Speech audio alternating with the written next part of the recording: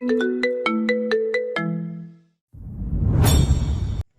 দেখতেছি এতটুকু বলতে পারতেছি, হৃদিকা আমার সাথেই যাচ্ছে। আর সে সেখানেই যাচ্ছে যেখানে আমি যাব। ও আব্বু আম্মু আছে। আর যদি হৃদিকার সাথে একবার আমার আব্বু আম্মুর সাক্ষাৎ হয়, তাহলে আমার সকল সত্যি ফাঁস হয়ে যাবে। আর আমিও আব্বু আম্মুর থেকে আড়ালেও থাকতে পারবো না। আমি কি বলবো বুঝতে পারছি না, নাও করতে পারবো না মামাকে। একদমই হোপলেস হয়ে গেলাম। হৃদিকাও আমার পাশে বসে আছে। ঋতিকা, যাচ্ছিস ঠিক আছে যা, তবে সাবধানে যাবি কেমন? আর অন্তর, ঋতিকার দিকে খেয়াল রাখিস আর নিজের দিকেও। জি মামি। এরপর গাড়ি স্টার্ট দেয় আর যেতে থাকি বাস স্টেশনের উদ্দেশ্যে। তবে আমার ব্যাপারটা মোটেও ভালো লাগলো না। গাড়ি চলতে চলতে বাস স্টেশনে পৌঁছে যায় আর আমরা গাড়ি থেকে নেমে যাত্রী সামনেতে গিয়ে দাঁড়াই। চিন্তা করলাম টিকিট আমি নেব, কারণ আমি ভেবে রাখছি হৃদিকাকে আমার পাশে বসাবো না, তাকে অন্য এক সিটে বসানোর ব্যবস্থা করব। আচ্ছা মামা, তোমরা এখানে থাকো, আমি টিকিটটা নিয়ে আসি। তোমরা দাঁড়াও, আমি নিয়ে আসি। বলেই আঙ্কেল হুট করেই চলে গেল আর আমার পরিকল্পনায় পানি ঢেলে দিল। চাইছিলাম হৃদিকাকে আমার থেকে দূরে রাখবো, কিন্তু ভাগ্য এটা হতেই দিচ্ছে না। মানে যাদের থেকে দূরে থাকতে চাই, ভাগ্য তা হতেই দেয় না। আঙ্কেল আসে আর টিকিটও নিয়ে আসে। আরে আঙ্কেল, আপনি কেন টিকিট নিলেন? নিলাম, আর কি মন চাইছে? এই নাও তোমাদের টিকিট। আঙ্কেল, এটা কিন্তু ঠিক হয় নাই। আমিও টিকিটটা হাতে নিলাম আর দেখলাম বাসের মাঝখানে আমাদের দুজনের জন্য ডান পাশের সারিতে টিকিট নিয়েছে। আমার থেকে যেটা একটু ভালো লাগে নাই, কারণ হৃদিকার পাশে বসতে চায় না। দেখি বাসের মধ্যে কিছু করতে পারি কিনা। শুন, তোরা এখন একত্রে সফর করবি, তাই দুজন দুজনের খেয়াল রাখবি। জি মামা। আচ্ছা, তোমরা সিটে যাও, বাস আর একটু পরে ছেড়ে দিবে। আঙ্কেলের কথা শুনে আমরাও বাসে উঠে পড়লাম। আমার জানালার সিট লাগবে। জি বসেন, তাছাড়াও এখানে কেবল তুমিই বসবা, আমি এখানে বসতেছি না। এখানে বসতেছো না মানে? টিকিট কেটে সিট নেওয়া হয়েছে, সো যে সিটের টিকিট কাটা হয়েছে সেই সিটেই বসতে হবে। সেই সিটে বসতে হবে কিনা তা আমি বুঝবো, তুমি সিটে বসো। মানে তুমি অন্য সিটে বসবা? জি চেষ্টা তো করবোই অন্য সিটে বসার। আর আঙ্কেল যে আমার জন্য সিট নিয়েছে সেটার কি হবে? তুমি আঙ্কেলকে এভাবে অপমান করবা? আরে আজব, এখানে অপমান করার কি আছে? অপমান করার কি নেই, আঙ্কেল আমাদের জন্য সিট নিয়েছে আর তুমি বলতেছো সেই সিট রেখে তুমি অন্য সিটে বসবা। এটা আঙ্কেলকে অপমান করা নয়, তার দেওয়া কোনো কিছুকে অমান্য করা তো অপমান করা। তাই আঙ্কেল যেহেতু সিট বুক করে দিয়েছে সেটাতে বসো। আর এখনো যদি তার কথা অমান্য করার চিন্তা করে থাকো, তাহলে এখনই আঙ্কেলকে বলতেছি। না না, বলা লাগবে না, আমি বসতেছি। বলেই হৃদিকার পাশে বসলাম। এই তো গুড বয়। এরপর আমরা বসেই আছি আর হৃদিকা আঙ্কেল ও মামার সাথে জানলা দিয়ে কথা বলতেছে। আমিও কথা বলে নিলাম। এরপর বাস ছাড়ার সময় হয়ে গেছে, তাই আমরাও তাদের সাথে কথা বলে বিদায় নিয়ে নিলাম। আর বাস চলতে লাগে। এরপর আস্তে আস্তে করে বাস তার স্টেশন ছেড়ে তার গন্তব্যের যাত্রা শুরু করলো। বাস চলছে তার আপন গতিতে। আমি ঘড়ির দিকে তাকালাম, দেখলাম 7টা 8 বাজে। আমরা যে জায়গায় যাচ্ছি সেখানে যেতে প্রায় 4 ঘন্টার মতো লাগবে। যদি জ্যাম থাকে তাহলে একটু বেশিই লাগে। যেহেতু এখন বাজে 7টা, তাহলে যেতে যেতে আমাদের 11টা বা তার থেকেও বেশি একটু সময় লাগতে পারে। আর যদি জ্যাম থাকে তাহলে ধরলাম 12টা। বাসে বসে আছি, হৃদিকাও আমার পাশেই আছে। আমিও বসে আছি, তবে হৃদিকার দিকে তাকাচ্ছি না, প্রয়োজনও নেই।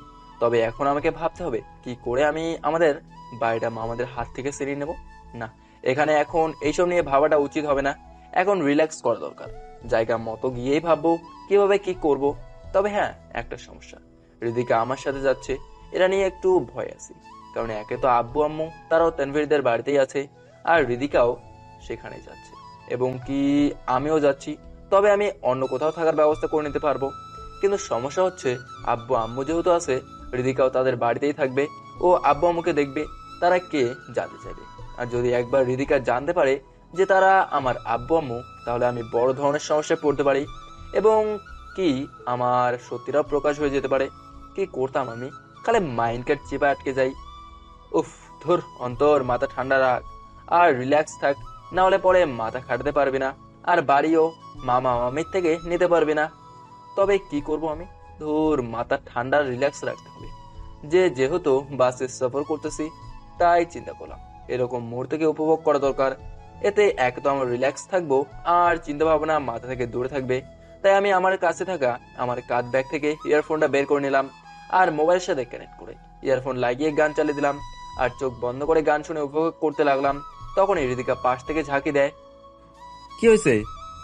কি হয়েছে মানে? কি হয় না? কিছু বাদ রেখেছো তুমি? আজব, আমি কি করলাম? আমি দেখতেছি তুমি আমাকে প্রতিনিয়ত এড়িয়ে চলতেছো। সেটা তো তোমার ভালোর জন্যই করতেছি। আমার মতো স্যাসরার সাথে কথা বলা কিংবা মেশার কোনো মানে হয়? তাছাড়া তোমার সাথে মেশার জন্য আমি ছাড়া আর অনেকেই আছে। তো তাহলে আমার এড়িয়ে চলার দিকে ধ্যান না দেওয়াটাই মনে হয় ভালো। আমি তোমাকে সরি বলেছি তো, তাহলে কেন এমন করছো তুমি? কেন কষ্ট দিচ্ছ আমাকে? আজব, আমি তোমাকে কখন কষ্ট দিলাম? আমাকে এড়িয়ে চলো, সেটা কি আমাকে কষ্ট দেওয়া না? আরে আমি এড়িয়ে চলি তাতে কি? তোমাকে তো অনেকেই মূল্যায়ন করতেছে, ডাকতেছে। কেউ কেউ আবার তোমার চোখে চোখ রেখে কথা বলে, তোমার পাশে বসে খাবার খায়। তাহলে আমার এড়িয়ে যাওয়ার দিকে দেখো কেন? তাকে নিয়ে খুশিতে থাকতে পারো না? আমি জানতাম তুমি এমন একটা কিছুই বলবে। আমি জানি তুমি কাকে ইঙ্গিত করে কথাটা বললে। তাহলে শোনো, তুমি যেটা দেখেছো না, এটা একটা পরিকল্পনা নাটক। আর সেটার উদ্দেশ্য হচ্ছে তোমার অবস্থা দেখা। মানে? মানে এই তো যে ছেলেটার সাথে আমাকে দেখছো না, সেটা জাস্ট আমাদের নাটক ছিল। কারণ তুমি আমাকে বারবার এড়িয়ে চলতেছো, যেটা আমার সহ্য হচ্ছিল না। কারণ আমি তোমাকে ভালোবাসি, কিন্তু তুমি আমাকে প্রায় এড়িয়ে চলতে। আর কেউই চায় না তার ভালোবাসার মানুষটা তাকে এড়িয়ে চলুক। আমি তোমার এড়িয়ে চলাটা সহ্য করতে পারছিলাম না। পরে সৌরভ ভাইয়ের সাহায্য নিয়ে এই নাটকটা করি। মূলত সৌরভ ভাইয়াই রিমান ভাইয়াকে ম্যানেজ করে দিল। চিন্তা করেছি আরও কয়েকদিন নাটক করে তোমার অবস্থা দেখব, কিন্তু আজকেই তুমি বাড়ি থেকে চলে যাচ্ছিলে, যেটা আমার ভালো লাগতেছিল না। তাই আমিও প্ল্যান করে ফেলি তোমার সাথে আসা। তাই আব্বুকে বুঝিয়ে শুনে তোমার সাথে চলে আসি। আমি সেটা বুঝে গেছি, আর এটাও বুঝে গেছিলাম তোমার মনে আমার জন্য কি চলতেছে। তাই এড়িয়ে চলতে শুরু করলাম। কিন্তু কেন? কারণ আমি চাই না যারা আমাকে আশ্রয় দিয়েছে তাদের সাথেই বেইমানি করতে। আমি তোমার বিহেভিয়ার দেখেই বুঝে গেছিলাম, তাই ভেবে নিছি তোমার থেকে দূরে থাকার। কারণ আমি তাদের সামনে অপরাধী হতে চাই না। যেহেতু তুমি আমাকে নিজ মুখে সত্যিটা বলেছো, তাই আমিও এবার বলি, প্লিজ আমার থেকে দূরে থাকো। এমন কেন কোনো কাজ করো না যার জন্য মামা মামির সামনে আমি খারাপ হয়ে যাই। তারা আমাকে বিশ্বাস করেই আশ্রয় দিছে, আমি তাদের বিশ্বাসটুকু ভাঙতে চাই না। দেখো, আমি সত্যি তোমাকে ভালোবাসি। একটা কথা বলি, যেটাকে তুমি ভালোবাসা বলতেছো না, সেটা জাস্ট একটা আবেগ। আর তাছাড়া আমার মতো ছেলের লাইফে ভালোবাসা বলতে কিছু নেই। আমার মনে কোনো আবেগ নেই। আর কে বলেছে তোমার লাইফে ভালোবাসা নেই? সেটা তুমি কি করে বুঝলে? সেটা আমাকে পরিস্থিতিই বুঝিয়ে দিছে। যাই হোক, প্লিজ এইসব নিয়ে আমি আর কথা বাড়তে চাই না। সো এগুলো বাদ দাও। অন্তর, প্লিজ আমার কথা শোনো। এমনি যা খুশি বলো, তবে এইসব নিয়ে না, প্লিজ, রিকোয়েস্ট। এরপর হৃদিকা আর কিছু বলো না, খালি জানালার দিকে তাকিয়ে চোখের পানি ফেলছে। আসলে একদিক দিয়ে ভালোই হচ্ছে, সে তার মনের বলে দিল কথাগুলো। আর আমিও আমার কথাগুলো বলে দিলাম। কারণ আমি এই জান জোটে আর আটকে থাকতে চাই না। আমি একবার তো ভুল করছি, যা থেকে শিক্ষাও নিছি, তাই দ্বিতীয়বার সেই ভুলটুকু করতে চাচ্ছি না। এরপর হৃদিকাও তার মতো আছে, আর আমিও আমার মতোই আছি। আর আমরা হাফ জার্নি করে ফেলছি। বাস পেট্রোল পাম্পে এসে থাকে। আমরা বাস থেকে নামি, তবে হৃদিকা আমার সাথে কোনো প্রকার কথা বলে নাই। সেটাই ভালো, যত পারুক আস্তে আস্তে আমার থেকে দূরে চলে যাক। হালকা পাতলা নাস্তা করে নিয়ে বাসে চলে গেলাম। এরপর বাস আবার চলতে লাগে। এরপর সোজা গন্তব্য গিয়ে থামবে। বাসের সফর করতে করতে শেষমেশ গন্তব্যে পৌঁছেই গেলাম। আমি ঘড়ির দিকে তাকালাম, দেখলাম 11:37 বাজে। মোটামুটি জ্যাম ছিল না, তাই সময় কম লাগলো। আমরা বাস থেকে নেমে যাই। এরপর একটা সিএনজি স্টেশনে নিয়ে দাঁড়াই। ভাগ্যক্রমে একটা সিএনজি পেয়ে যাই, আর সেটা নিয়েই আমরা তানভীরের বাসার দিকে চলে যাই। বাসের সামনে নেমে ভাড়া মিটিয়ে দেই। দেখলাম তানভীর উপস্থিত, সাথে সাথে হাজির। কিরে মামা, কি অবস্থা? এই তো দেখতেছিস না কেমন আছি। তা তো দেখতেই পারতেছি। আর কিরে শয়তানি, কি অবস্থা তোর? আমি ফুপির কাছে যাচ্ছি। বলেই ডাইরেক্ট ব্যাগ নিয়ে ভেতরে চলে যায়। কিরে রেগে আছে কেন? জানি না ভাই, তবে শোন, আব্বু আম্মু কি শুয়ে আছে? না, তবে তোরা তাদের রুমে।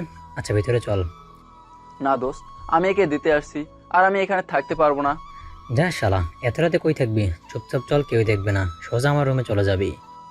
আরে লাগবে না, আমার ব্যবস্থা আছে। চুপ চল তো, বলছি তো কেউ দেখবে না। বলেই আমার ব্যাগ টান দিয়ে নিয়ে নেয়, আর আমাকে নিয়ে ভেতরে যেতে লাগে। আমিও ভেতরে ঢুকে এক পলক আশেপাশে দেখে নিলাম। দেখতে হবে আঙ্কেল আন্টির রুমে। এরপর চট করেই আমি সোজা তানভীরের রুমে চলে যাই। থ্যাঙ্কস দোস্ত, তবে আজকের রাতটাই আছি আমি এখানে, কালেই চলে যাব। আচ্ছা যাই হোক, এখন খাবার এখানে খাবি নাকি নিয়ে আসবো? ভাই খিদাই নাই আমার, খাওয়া দাওয়া করছি। আমার শুধু ঘুমটাই প্রয়োজন, ব্যাস, আর কিছু লাগবে না। ঠিক আছে, তাহলে ফ্রেশ হয়ে শুয়ে পর, চিন্তা করিস না, এই রুমে কেউই আসবে না। আর আসলে আগে দরজা নক করবে। আর আমি আম্মুকে সব বলছি তোর সাথে কি কি ঘটছে। আম্মুকে ম্যানেজ করাটা পসিবল হতো না। ঠিক আছে, সমস্যা নেই। তবে আমি এখানে আছি সেটা যেন আর কেউ না জানে, আর আব্বু আম্মুর কানেও যেন না যায়। ওকে। এরপর ফ্রেশ হয়ে শুয়ে পড়লাম। শরীর অনেক ক্লান্ত, কারণ জার্নি করছি, তাই শুতেই ঘুম চলে আসে। সকালবেলা, মামা উঠ, আর কতক্ষণ ঘুমাবি? নাস্তা নিয়ে আসছি তোর জন্য। আচ্ছা উঠতেছি। এরপর উঠে গেলাম, উঠে গিয়ে ফ্রেশ হয়ে নিলাম, আর তানভীর রুমে নাস্তা আনে, সেটাও খেয়ে নিলাম। বাকিরা নাস্তা করছে, আর আব্বু আম্মু কই? সকালে নাস্তা করছে, আর আঙ্কেল আন্টি আছে তারা বাসার হল রুমে, তাই তো তোর জন্য নাস্তা নিয়ে আসি। দোস্ত, যেভাবেই হোক আমাদের বাড়িটা আব্বু আম্মুর কাছে ফিরে দিতে হবে আমাকে, আর মামা মামি ও সাইমনকে একটা উচিত শিক্ষা দেওয়া লাগবে। হ্যাঁ দোস্ত, তবে তার জন্য ভালো করে মাথা খাটাতে হবে, তাদের দুর্বল দিকগুলো জানতে হবে। হ্যাঁ ঠিক বলছিস, তবে তাদের দুর্বলতার দিকগুলো জানতে হলে তাদের কাছেই যেতে হবে। দোস্ত, নাস্তা করে বের হব, তুমি আব্বু আম্মুকে হল রুম থেকে একটু সরা। তুই নাস্তা শেষ কর, সব হয়ে যাবে। এরপর নাস্তা করলাম, আর বাইরে যাওয়ার জন্য রেডি হয়ে নিলাম, আর আস্তে করে রুম থেকে বেরিয়ে গেলাম। দেখলাম তানভীরের আব্বু আম্মুর সাথে কথা বলতে ব্যস্ত, আর সেই সুযোগে আমিও বাড়ি থেকে বেরিয়ে গেলাম। বাইরে গিয়ে দেখলাম এলাকায় পুলিশ চলাফেরা করতেছে, মানে মাস্ক পরার জন্য সবাইকে বলতেছে, তাই আমিও মাস্ক পরে নিলাম, আর সেটা পরেই আমাদের বাড়ির দিকে যেতে লাগলাম। বাড়ির দিকে গিয়ে আড়ালে থেকে বাড়ির কাহিনী দেখতে লাগলাম। দেখলাম মামা টিভি দেখতেছে, মামিও আছে, সুখ পালন করতেছে। তারা করুক, তাদের এই হারাম সুখে গ্রহণ লাগাতে চলে আসছি আমি, শুধু সময় ও সুযোগের অপেক্ষা। কিছুক্ষণ তাদের অবস্থা দেখে চলে লাগলাম। কি করব কিছুই বুঝতেছি না, তবে যে করে হোক একটা বুদ্ধি বের করতে হবে। এলাকায় আসলাম, তাই চিন্তা করলাম একটু ঘুরে ঘুরে দেখি। আমি এখন যেখানে আছি আমার কলেজ, সেখান থেকে মাত্র 5 মিনিটের রাস্তা, তাই আমিও চিন্তা করলাম একবার এই কলেজটাকেই দেখে আসি। আজ শুক্রবার, তাই সকল প্রতিষ্ঠান বন্ধ, মানে সাপ্তাহিক ছুটি। আমিও কলেজের দিকে গেলাম, সেখানে গিয়ে কলেজটাকে দেখতে লাগলাম। বহুদিন পর এই কলেজের আঙিনায় আসলাম, অনেক স্মৃতি জড়িয়ে আছে এই কলেজে। কলেজটাকে দেখে অনেক কথা মনে পড়ে গেল। কিছুক্ষণ কলেজে থেকে চলে আসি আমার পছন্দের রেস্টুরেন্টে। রেস্টুরেন্টটা আমার একটা জিনিসের জন্য ভালো লাগতো, তাহলে এই রেস্টুরেন্টের কফি, যা আমার অনেক ভালো লাগতো। আর বেশিরভাগই আমাদের কোনো ট্রিট কিংবা পার্টি হলে এই রেস্টুরেন্ট থেকেই খাওয়া হতো। তাই আমিও রেস্টুরেন্টে বসে একটা কফির অর্ডার করলাম। কফি অর্ডার করে বসে আছি, ঠিক তখনই একটা টেবিলে আমার চোখ গেল, আর সেই টেবিলের দিকে তাকিয়ে প্রায় অবাক হয়ে গেলাম। আমি সাইমনকে দেখতে পাচ্ছি, সে সেই টেবিলে একটা মেয়েকে নিয়ে বসে আছে। তবে অবাক করার বিষয় হলো, সাইমন সেই মেয়ের হাত ধরে হাসতে হাসতে কথা বলতেছে, কিন্তু মেয়েটা মায়া না, কিন্তু মায়াকে ছাড়া অন্য একটা মেয়ের সাথে এভাবে কথা বলতেছে। ব্যাপারটা আমাকে অবাক করেই দিল, কারণ সেদিন যা দেখলাম মায়া সাইমনকে পেয়ে আমার সাথে সেই ঘটনাটা ঘটাইছে, আর তারাও তো দুজন দুজনকে পেয়ে খুশিও ছিল। তাহলে এখন সাইমন এই মেয়ের হাত ধরে বসে আছে, কথা বলতেছে, তার মানে সাইমন কি মায়াকে এখন ধোকা দিচ্ছে? আমি আস্তে করে সাইমন যে মেয়েটার হাত ধরে আছে তার ছবি তুলে নিলাম। আজ খুব খুশি লাগতেছে, কারণ সাইমন এখন যা করতেছে মায়াও ঠিক তাই আমার সাথে করছে। আমার অনুপস্থিতিতে মায়াও সাইমনের সাথে চক্কর চালাই গেছে, এখন মায়াও এখানেই নেই, তাই সাইমনও সেই কাজটাই করতেছে। এই তো, এই না হলো তাদের পিওর লাভ। দুজনে সেম ক্যাটাগরির জিনিস। আমি ছবি তুলে নেওয়ার কারণ হচ্ছে এই ছবিটা মায়াকে পাঠানো আর দেখানো তার ট্রু লাভ তার অনুপস্থিতিতে কি করতেছে। এর মধ্যে আমার কফি চলে আসে, আর আমি উল্টা মুখ হয়ে কফি খেতে লাগি। কফিতে প্রথম চুমুক দিতেই আমার মাথায় একটা বুদ্ধি আসে। চিন্তা করতেছি এই মেয়েকেই কাজে লাগিয়ে সাইমনের বিরুদ্ধে ব্যবহার করবে। এই মেয়ের দ্বারাই একবার সাইমনকে কন্ট্রোল করতে পারে, সাইমনের দ্বারাই বাইরে নিয়ে নিতে পারবো। তবে তার জন্য আমাকে একটা ফুল প্রুফ প্ল্যান করতে হবে, যেটা দিয়ে সাইমনকে আমার ফাঁদে আটকাতে পারবো। কারণ এখানে যা দেখতেছি সাইমন মেয়েটার প্রতি একটু বেশি আকর্ষিত দেখাচ্ছে, মানে মেয়েটার সাথে একটু বেশি ভালো বিহেভ করতেছে, ও হাত ধরে আছে। ঠিক আছে, তাহলে মেয়েটাকেই চারা বানাবো আমি। তার আগে আমাকে এই মেয়ের ডিটেলস বের করতে হবে, সে কে, তার নাম, কোথায় থাকে, কি করে। এখন আমার প্রথম কাজ হলো মেয়েটার ডিটেলস বের করা, এরপর ব্যাগটা দেখে নেবো। কবরে শেষ করে বেল মিটিয়ে চলে আসলাম রেস্টুরেন্ট থেকে। আজ ঘটনাটা দেখেই হাসি পাচ্ছে। মায়া সাইমনের জন্য আমার সাথে জঘন্য কাজটা করলো, আর এখন যার জন্য করলো সেও তার চোখ ফাঁকি দিয়ে অন্য একজনের সাথে পীড়িত করে যাচ্ছে। ভালোই, ছবি তুললাম তো বটেই, তবে মায়ের সাথে কন্ট্যাক্ট করার মতো আমার কাছে কোনো কিছুই নেই। না আছে তার নাম্বার, না আছে ওয়েট 1 মিনিট, তার আইডি তো আমার ব্লক লিস্টে পড়ে আছেই। এক কাজ করি, তার আইডিটা দেখে নিই। এরপর আমার ফেক অ্যাকাউন্ট দিয়ে তার কাছে ছবিগুলো পাঠিয়ে দেব। তবে আগে বাড়ি যাই, তারপর আইডি খুঁজে বের করব। তখন মনে পড়লো এখন বাড়িতে যাওয়া যাবে না, কারণ আব্বু আম্মু বাড়িতে আছে আর এই সময় তারা ঘোরাফেরা করবে। আর এমনিও আমি চিন্তা করেই রাখছি তানভীরদের বাড়িতে থাকবো না, অন্য কোথাও থাকার ব্যবস্থা করব, কারণ আমি চাই না আম্মু আব্বু জানো আমি এখানে আছি। তখন মোবাইলটা বের করি আর তানভীরকে কল করে বলে দেই আমার ব্যাগ নিয়ে আমাদের আড্ডা স্থানে চলে আসতে।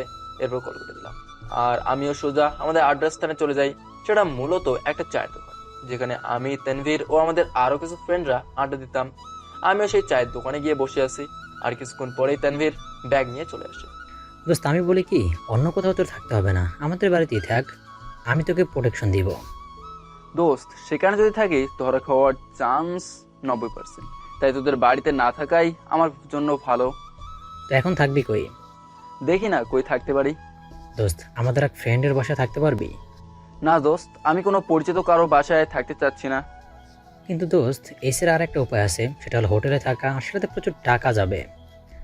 এক তো আমাদের বাড়িতে থাক, না হলে যাদের বাড়ির কথা বলতেছি সেখানে থাকতে পারবি। আচ্ছা দাঁড়া, তুই কার কথা বলতেছিস এটা আমাকে আগে বলতো। তোর যমজ ভাই হৃদয়ের কথা বলতেছি। ওয়েট, এই শালা না বিদেশে যাওয়ার কথা ছিল? না যায় নাই, এতে দেশেই থাকবে আর ব্যবসা করবে। ভাই এই শালা আমারে পাইলে উদুম মায়ের দেবো, আর কোথাও যাওয়া যায় না? না দোস্ত কিছুই করার নাই, আর দোষটা তোর, তুই তার খোঁজ খবর নেস নাই আর তোর নাম্বার বন্ধ পাইছে, এমনিও তোর উপর রেগে আছে। ভাই আমি যাব না, অন্য জায়গায় যাব। শালা আমাকে ভর্তা বানাই ফেলবে, এমনিও আমি চিক না, সে আমার হাড্ডিগুলো গোড়া করে ফেলবে। এখন যদি তুই নিজ থেকে তার কাছে ধরা না দেস, সে আমাকে বলেছিল তোর সে খুঁজে বের করলে তুই শেষ, তাই ভাই নিজ থেকে তার কাছে ধরা দে। আর কোনো উপায় নাই? না রে ভাই, এটাও শেষ ও একমাত্র উপায়। ঠিক আছে চল তাহলে। এরপর তানভীর সহ আমরা হৃদয়দের বাড়ির দিকে যেতে লাগি। বাড়িতে গিয়ে তানভীর হৃদয়কে ডাক দেয়। এই হৃদয় কই, তুই চোর ধরছি? ওই শালা চোর ধরছিস মানে? কারে চোর বানাচ্ছিস? ভাই মায়ের এমনিও খাবো, তুই তো আমার কষ্ট প্রো ম্যাক্স বানাইতে লেগে পড়ছিস। ঠিকই আছে, এটাই তোর প্রাপ্য। এই কই তুই? এর মধ্যে হৃদয় বেরিয়ে আসে। এই শালা ষাঁড়ের মতো চিল্লাচ্ছিস কেন? শালা চোর ধরছি আর ধরে ডাইরেক্ট এখানে নিয়ে আসছি, এই দেখ। শালা মাদারবোর্ড, কোন জঙ্গল থেকে এটারে বের করেছিস তুই? আজকে পাইছি তোরে, দাঁড়া ডান্ডাটা নিয়ে আসি। ওরে ভাইরে মরে যামু তো। তুই শালা জিন্দা থেকেও বা কার চুল ফালাবি? দাঁড়া তুই, ডান্ডা লাগবো না, এমনি ধানামু তোরে। বলেই হৃদয় এসেই মারতে শুরু করে। আমি গড়াগড়ি খাচ্ছি, শালাও মায়ের দিতে ব্যস্ত। শালা কোন জঙ্গলে ছিলি তুই? তোর ফোন নাম্বার বন্ধ কেন? আর আমাকে সব কিছুই ব্লক করে দিলি তুই? আজকে তোরে শেষ করে ছাড়ুম শালা। ও মারে মরে গেলাম রে। ভাই আর জীবনে এমন ভুল করবো না ভাই, লাস্ট বারের মতো ছেড়ে দে।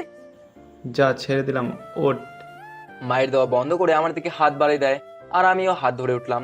উঠতে সাথে সাথে হৃদয় জড়িয়ে ধরে। শালা তুই জানিস কত মিস করছি তোরে? কই চলে গেছিলি তুই? সব বলবো দোস্ত। চল শালা ভিতরে চল, সব ভিতরে গিয়ে শুনবো। এরপর আমরা হৃদয়ের বাড়িতে যাই। কিরে বাড়ি ফাঁকা ফাঁকা কেন? আন্টি আঙ্কেল আর তোর বোন নাই? দোস্ত তারা সবাই গ্রামের বাড়িতে গেছে, আমি শুধু আছি এখানে। আর বল কই ছিল এতদিন? তাহলে শোন, এরপর কেন চলে গেছিলাম আর কইছিলাম এতদিন সবই বলি। এই মায়াটাও তোর মামাতো ভাইটা আছেটা কয়টা বলতো একটু? দুইটারে একটু সাজতে করে আসি। হৃদয় তোর কিছু করা লাগবে না, যা করার আমি করব। তাহলে অবশেষে এলাকায় আসলি, তোরে কতটা মিস করছিস শালা। একটা সত্যি কথা বলি, আমি ভেবে নিয়েছিলাম এই এলাকায় আর আসবো না, কিন্তু এখন না এসেও পারলাম না। মানে কোনো উদ্দেশ্য নিয়েই এলাকায় আসছিস? উদ্দেশ্য না রে ভাই, আমাদের হক আদায় করার জন্য আসছি। এরপর আমি হৃদয়কে এলাকায় আসার আসল সত্যিটা বলি। কি বলতেছিস তুই? তোর মামা মামি এই কাজটা করেছে? হ্যাঁ হৃদয়, যেটা শুনছিস সবই সত্যি। অন্তর মামা তোদের বাড়িটা হাতিয়ে নিছে, আর হাতিয়ে নিয়ে আঙ্কেল আন্টিকে বাড়ি থেকে বের করে দিছে, আর বর্তমানে আঙ্কেল আন্টি আমাদের বাড়িতেই আছে। শালার বুইড়া ব্যাটারে আমি তো দৌড়ায় দৌড়ায় পিটামু, শালা খবিস। হৃদয় এমন কিছু করিস না, আমি একটা প্ল্যান করছি, সেই প্ল্যান অনুযায়ী কাজটা করব। প্রথমে আমাদের বাড়িটা নিয়ে নিতে হবে, এরপর বাকিটা দেখা যাবে। কি প্ল্যান করছিস আমাদেরও বল। তাহলে শোন, আমরা যে রেস্টুরেন্টে যাই সেখানে গিয়ে দেখি স্যামন একটা মেয়ের হাত ধরে আছে আর তার প্রতি বেশ আকর্ষিত হয়েই তার সাথে কথা বলতেছিল। আমরাও সেই মেয়ের ব্যবহার করে সাইমনের দ্বারা বাড়িটা নিয়ে নেব। ওয়েট, তুই বললে সাইমন একটা মেয়ের হাত ধরে কথা বলতেছিল, কিন্তু সে তো মামার সাথে। আমি জানি তুই কথাটা বলবি। মায়া যেমন আমার সাথে করছে, এখন সাইমনও একই কাজ করতেছে।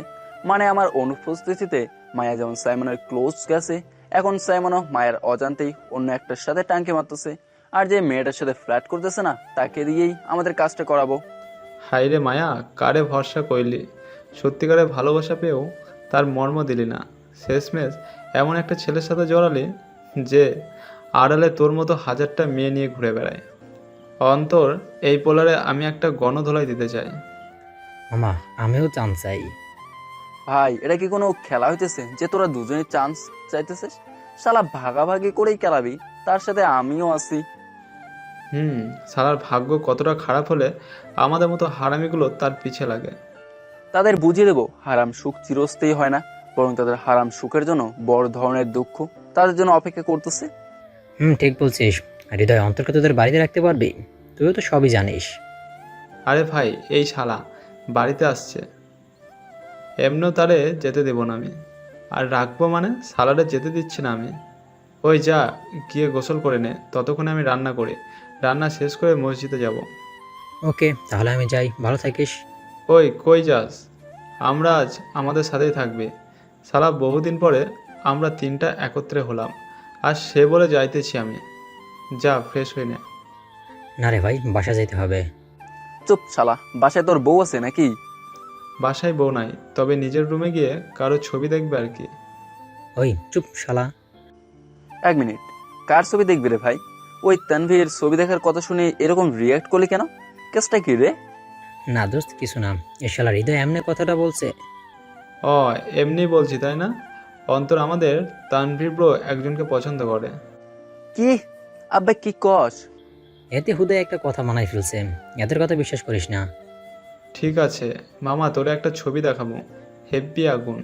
দুজনে ট্রাই করুম, কেমন? দেখলাম কথাটা শুনে তানভীরের মুখের রিয়াকশন নিমেষেই চেঞ্জ হয়ে গেল। ওকে দিস, আমি জাস্ট একবার ট্রাই করবো, তুই আর সুযোগ পাবি না।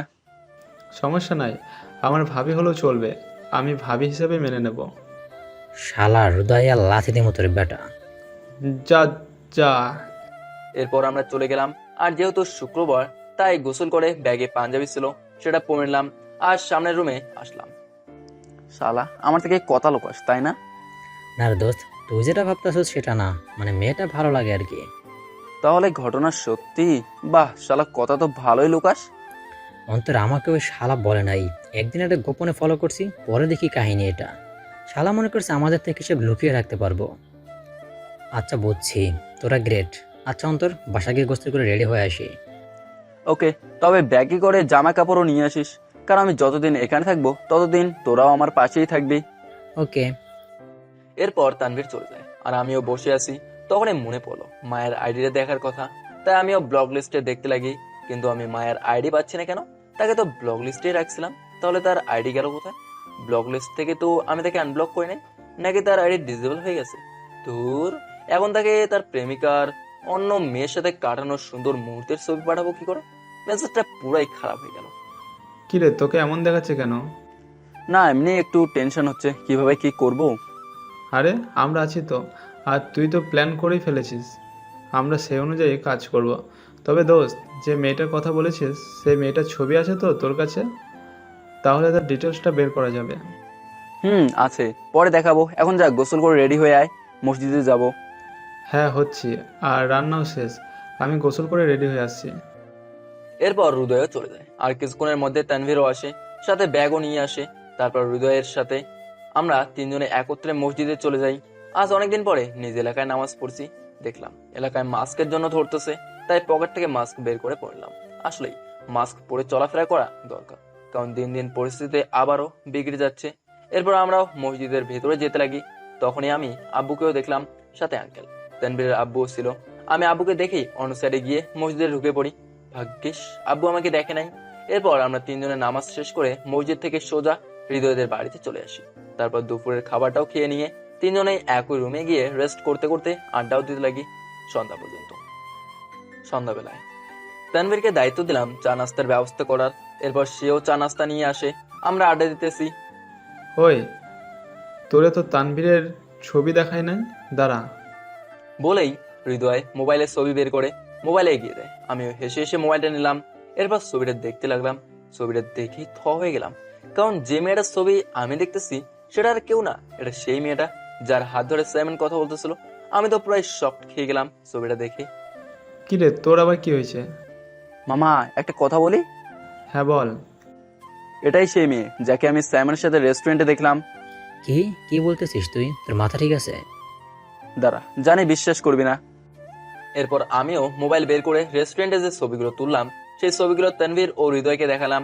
তারাও দেখে অবাক হয়ে গেল, আর তানভীর তো নিস্তব্ধ হয়ে গেল। আমি জানি তানভীর, এটা দেখার পর তোর মনে কি চলতেছে। না রে দোস্ত, তুই যেটা ভাবতেছিস সেটা মোটেও না, বরং ভালোই হয়েছে। অন্তত আগেই জেনে গেলাম এটা, না হলে পুরো অনেক বড় ভুল করে ফেলতাম।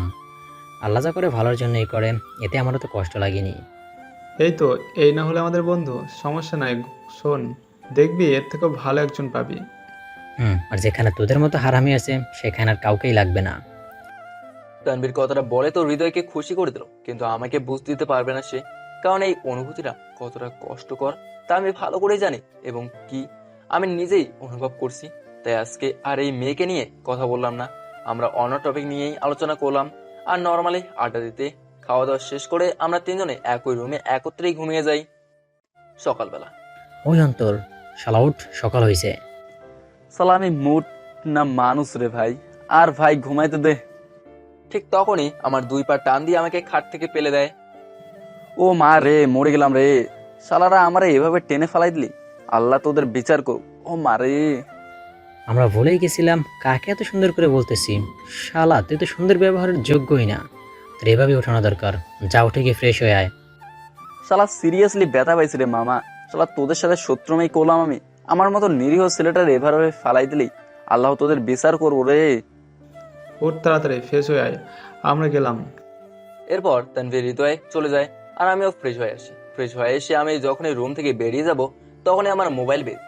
আমিও মোবাইল হাতে নিলাম, দেখলাম আননোন নাম্বার। যখনই কল রিসিভ করতে যাব কল কেটে গেছে, তাই মোবাইলটা রাখতে নেই।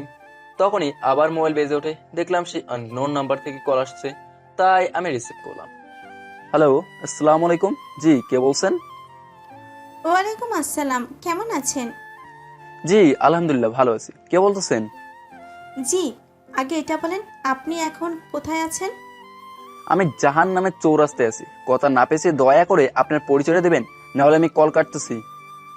অন্তর প্লিজ কলটা কাটিস না ভাই।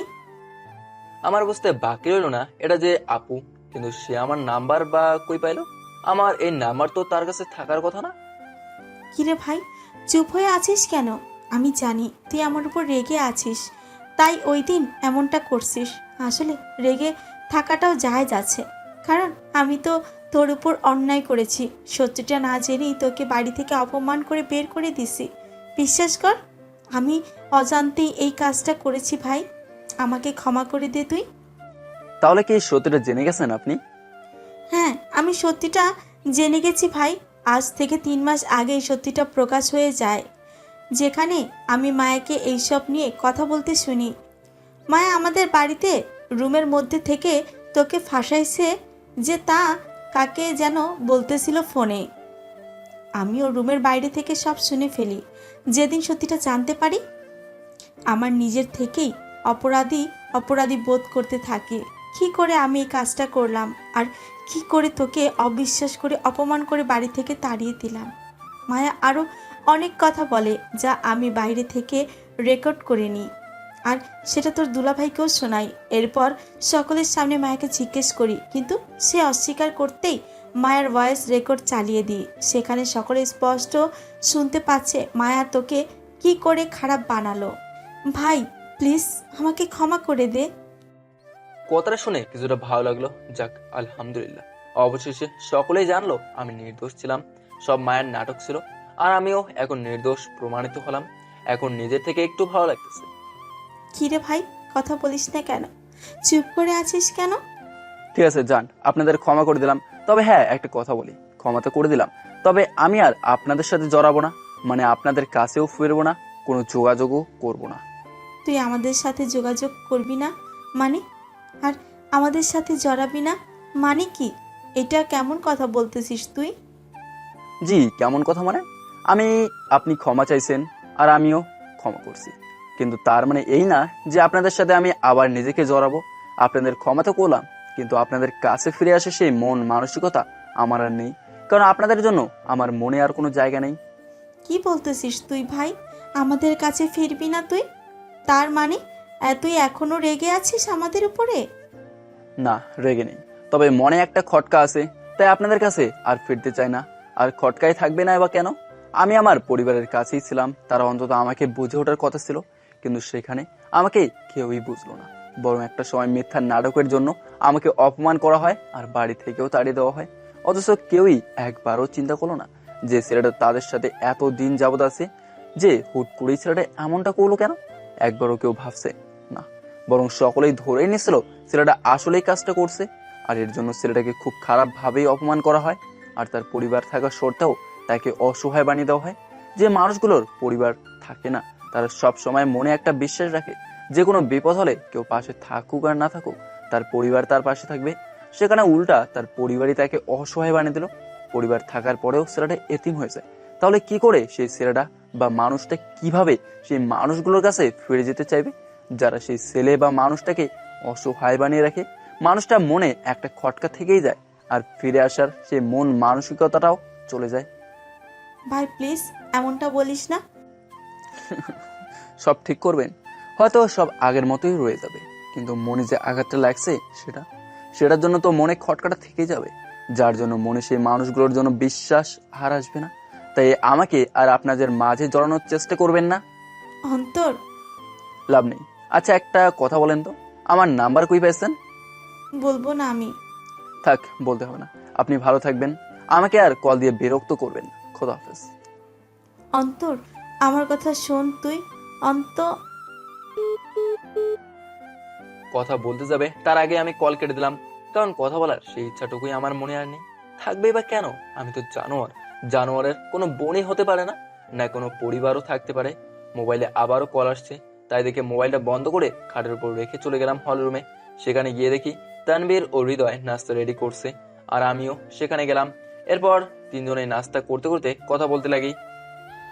অন্তর, এবার বল, কাজ কবে শুরু করবি? আজ থেকেই। এখন আমাদের কি কি করা লাগবে দোস্ত? যতটুকু জানতাম যে মেয়েটাকে দিয়ে কাজটা করাতে চাচ্ছি, মেয়েটাকে তোরা চিনিস। প্রথমে আমাকে মেয়েটার সম্পর্কে কিছু বল, মানে মেয়েটা কে, কই থাকে, কি করে। তাহলে শোন, মেয়েটার নাম নেহা। সে আমাদের কলেজে পড়ে, তবে আমাদের জুনিয়র। মেয়েটার পরিবারে সে আর তার ছোট ভাই আর তার মা বাবাই আছে। মেয়েটার বাবা একজন ব্যবসায়ী, আর মা গৃহিণী। তার ভাই 10-এ পড়ে। তারা আমাদের এলাকায় থাকে। তাদের বাড়ির নাম্বার... যাক, অনেক কিছু জানলাম, তবে মেয়েটার ঠিকানা তোরা জানিস? আচ্ছা, আজকে তো কলেজ আছে তাই না? হ্যাঁ আছে, কেন? মেয়েটা কি রেগুলার কলেজ যায় নাকি আমাদের মতো ফাঁকিবাজি করে? ভাই সেটা মেয়ে, ফুল বিরিয়ানি স্টুডেন্টসে, আমাদের মতো ব্যাক বেঞ্চার্স না। বুঝছি ভাই, তবে হৃদয় এভাবে শালা আমাদের বেইজ্জতি করতে পারলে। যাই হোক, আজকে কলেজে যাব, মেয়েটার সাথে একটু কথা বলার চেষ্টা করব, তবে আমি কলেজের বাইরে থেকেই কথা বলার চেষ্টা করব, ভেতরে যাব না। ওকে। এরপর নাস্তা শেষ করলাম আর সকলেই রুমে চলে যাই। তানভীর আর হৃদয় কলেজের জন্য রেডি হয়, আর আমিও একটু বাইরে যাওয়ার জন্য রেডি হয়ে নিলাম। এরই মধ্যে তানভীরের কল আসতে সেও কল রিসিভ করে কথা বলতে লাগে। এরপর আমার কাছে এসে মোবাইলটা এগিয়ে দেয়। কিরে, আমাকে মোবাইল দিচ্ছিস কেন? তোর কল। আমার কল মানে? আমার কল তোর মোবাইলে আসবে কেন? মোবাইল নিলেই বুঝতে পারবি। এরপর আমিও তানভীরের থেকে মোবাইলটা নিয়ে নিলাম। হ্যালো, আসসালামু আলাইকুম। ওয়ালাইকুম আসসালাম। কিরে শতান, এলাকায় গিয়ে আমাদের ভুলে গেছিস তুই? আরে মামি, তুমি কেমন আছো? রাখ, তোর কেমন আছো? এলাকায় গিয়ে আমাদের ভুলে গেছিস তাই না? এলাকায় গিয়েছিস কতদিন হয়ে গেছে, কেন কল দিস নি আমাদের? তুই কল দিছিস না বলে আজকে সকালে কল দিছি, দেখি তোর মোবাইল বন্ধ। মোবাইল বন্ধ কেন তোর? আমার মনে পড়লো আমার মোবাইল বন্ধ করে রাখছিলাম, কারণ আপু কল দিচ্ছিল। জানি না আপু কেমনে আমার নাম্বার পেয়ে গেছে। আমার মতে আমার নাম্বার একমাত্র তানভীর না হলে মামাদের কাছে আছে এবং আঙ্কেলদের কাছেই আছে। তাহলে আপু কি করে নাম্বারটা পায়? বুঝতেছি না ব্যাপারটা। কিরে শতান, কথা বলছিস না কেন? সরি মামি, আমি ব্যস্ত ছিলাম তাই কল দিতে পারি নাই। বন্ধুর ম্যাটারটা নিয়ে একটু বেশি ব্যস্ত আছি, তাই মোবাইলটা অফ করে রাখছিলাম যেন কেউ কল না দিতে পারে। এমনিই মাথা বিগড়ে আছে আমার, সরি মামি, প্লিজ রাগ করিও না। আচ্ছা বাদ দিলাম, এখন বল কেমন আছিস আর কি করতেছিস? এই তো মামি, আলহামদুলিল্লাহ তোমাদের দোয়ায় ভালোই আছি। আর এই তো নাস্তা করে রুমে আসলাম, আর এখন বাইরে যাব। তোমরা নাস্তা করছো? আর বাকি সবাই কেমন আছে? হ্যাঁ নাস্তা করেছি, আর বাকি সবাই আল্লাহর রহমতে ভালোই আছে। সৌরভ ও তার বউ তো খালি তোর কথা জিজ্ঞেস করতেছে যে তোর সাথে কথা হয়েছে কিনা, আর মুন্নি তো তোর কথা জিজ্ঞেস করতেছে। বলতে গেলে সকলেই তোকে মিস করতেছে, কারণ তুই এসে তো পুরা সকলের সাথে মিশে গেছিস। সকলকে সরি বলিও, আসলে ব্যস্ততার জন্য কথা বলতে পারতেছি না। আচ্ছা মামি, আমি এখন একটু বাইরে হব, ফ্রি হয়েই কল দেবো। আচ্ছা ঠিক আছে, ভালো থাকিস। জি, সকলকে আমার পক্ষ থেকে সালাম দিও। খোদা হাফেজ। এরপর কল কেটে দিলাম, তানভীরকে মোবাইল দিলাম। শালা, সেখানে গিয়ে সকালের মধ্যে ঢুকে গেছিস তাই না? মামি আমাকে কল দিল আর জিজ্ঞাসা করতেছে তুই কেমন আছিস। সরি ভাই, আমি তোর জায়গা নিচ্ছি না, না নিতেও চাই। তোর মামা মামি তোরই থাকবে। এই শালা, আমি তো মজা করছি, তুই শালা কতটা সিরিয়াসলি নিলি কেন? আর শোন, তুই আমার বেস্টু, আর বেস্টু মানে তো বুঝিস যেটা অন্য ফ্রেন্ডদের থেকে একটু বেশি ক্লোজ হয়। আর শোন, আমার মামা মামি তো তোর মামা মামি, এত জায়গা নেওয়ার কিছুই নেই, বুঝছিস? আর এতটা সিরিয়াস হওয়া কিন্তু ঠিক না। কি করতাম ভাই, মন মানসিকতাও এখন ঠিক নেই। কিভাবে যে বাড়িটা আম্মু আব্বুর কাছে ফিরে দেবো সেটাই বুঝে উঠতে পারতেছি না। আল্লাহর উপর ভরসা রাখ, দেখবি সব ঠিক হয়ে যাবে। এরপর আমরা তিনজনে মাস্ক পরে নিলাম, কারণ মাস্ক ছাড়া বাইরে চলাফেরা করা ঠিক না, কারণ পরিস্থিতি দিন দিন খারাপ হয়ে যাচ্ছে। তারপর কলেজের উদ্দেশ্যে বাড়ি থেকে রওনা দিলাম। কলেজ খুব কাছে, সেখানে যেতে তেমন সময়ও লাগে না, তাই আমরা হেঁটে হেঁটেই কলেজে গেলাম। আমরা কলেজের গেটের সামনে দাঁড়িয়ে আছি। অনেকদিন পর কলেজ টাইমে কলেজে আসলাম, তাও 3 বন্ধু মিলে, কিন্তু আফসোস কলেজে যেতে পারবো না। ধুর, এখন কেন আসলাম? ছুটির টাইমে আসলেই ভালো হতো। অন্তর, এখন আসছো ভালোই হয়েছে। নেহা কখন অনেক সময় কিন্তু ছুটির আগেও কলেজ থেকে বেরিয়ে যায়, তাই এখন আসলে কথা বলে দিতে পারবি। হ্যাঁ, তবে অন্তর, তুই কথাটা বলা তোর সাথে হৃদয় থাকবে, আমি থাকবো না। কেন, তুই কই যাবি? না, আমি ওর মুখোমুখি হতে পারবো না। কেন, কি সমস্যা? তোর মনে তো তার জন্য এখন আর কিছুই নেই তাহলে? না, এমনি আমি থাকবো না, আসলে ভালো লাগে না। যাকে পছন্দ করলাম কিন্তু তাকে পাবো না, দেখারও কোনো মানে হয় না। শুধু শুধু তাকে দেখে মনে আবেগটাই বেড়ে যাবে, আর আমিও আবেগ বাড়াতে চাই না। আচ্ছা ঠিক আছে, তুই যা বলিস। তবে মেয়ে আসছে কিনা সেটা একবার দেখে আয়। এক কাজ কর, হৃদয়কে নিয়ে দেখে আয়, আর আমি অন্তর চায়ের দোকানে বসি। এরপর হৃদয় কলেজের ভেতরে চলে যায়, আর আমরাও চায়ের দোকানে বসে বসে ওয়েট করতে থাকি। অন্তর, ওই দেখ, ওই যে নেহা। আমিও তাকালাম আর দেখলাম রিক্সা থেকে নেহা সহ আর একটা মেয়ে নামে। এরপর নেহা ভাড়া দিচ্ছে। তুই হৃদয়কে কল দিয়ে কলেজের বাইরে আসতে বল। ওকে। এরপর আমি নেহাদের দেখে যেতে লাগি। নেহা কলেজের গেটে ঢুকবে তখনই ডাক দিলাম, এই যে আপু, একটু দাঁড়ান। আমার কথা শুনে নেহা ও তার পাশে থাকা মেয়েটা দাঁড়িয়ে যায়, আর পেছনে ঘুরে আমার দিকে তাকায়, আর সেখানে দাঁড়িয়ে আছে। আমিও তাদের কাছে গেলাম। জি, আমাদের ডাকছেন যে, আমাদের কিছু বলবেন? জি আপু, কিছু কথা ছিল, তবে শুধু আপনাকে বলবো। হ্যাঁ বলুন, কি বলবেন? আসলে আপু, আমি যখনই কথাটা বলতে যাব তখনই হৃদয় উপস্থিত। হৃদয় এসেই আমার পাশে দাঁড়ায়। এই নেহা, এটা তো সে ছেঁচড়া বন্ধু হৃদয়। কথাটা শুনেই নেহা কেন জানি হুট করেই রেগে যায়। এই 1 মিনিট, ছ্যাঁচড়া মানে? কাকে ছ্যাঁচড়া বলতেছেন আপনি? এই, আপনি কি সেই তানবীর ছেঁচড়ার বন্ধু? হুম। এই দাঁড়ান, তানভীর স্যাসরা মানে? এই, আপনি কাকে স্যাসরা বলতেছেন? কোন তানভীরের কথা বলছেন আপনি?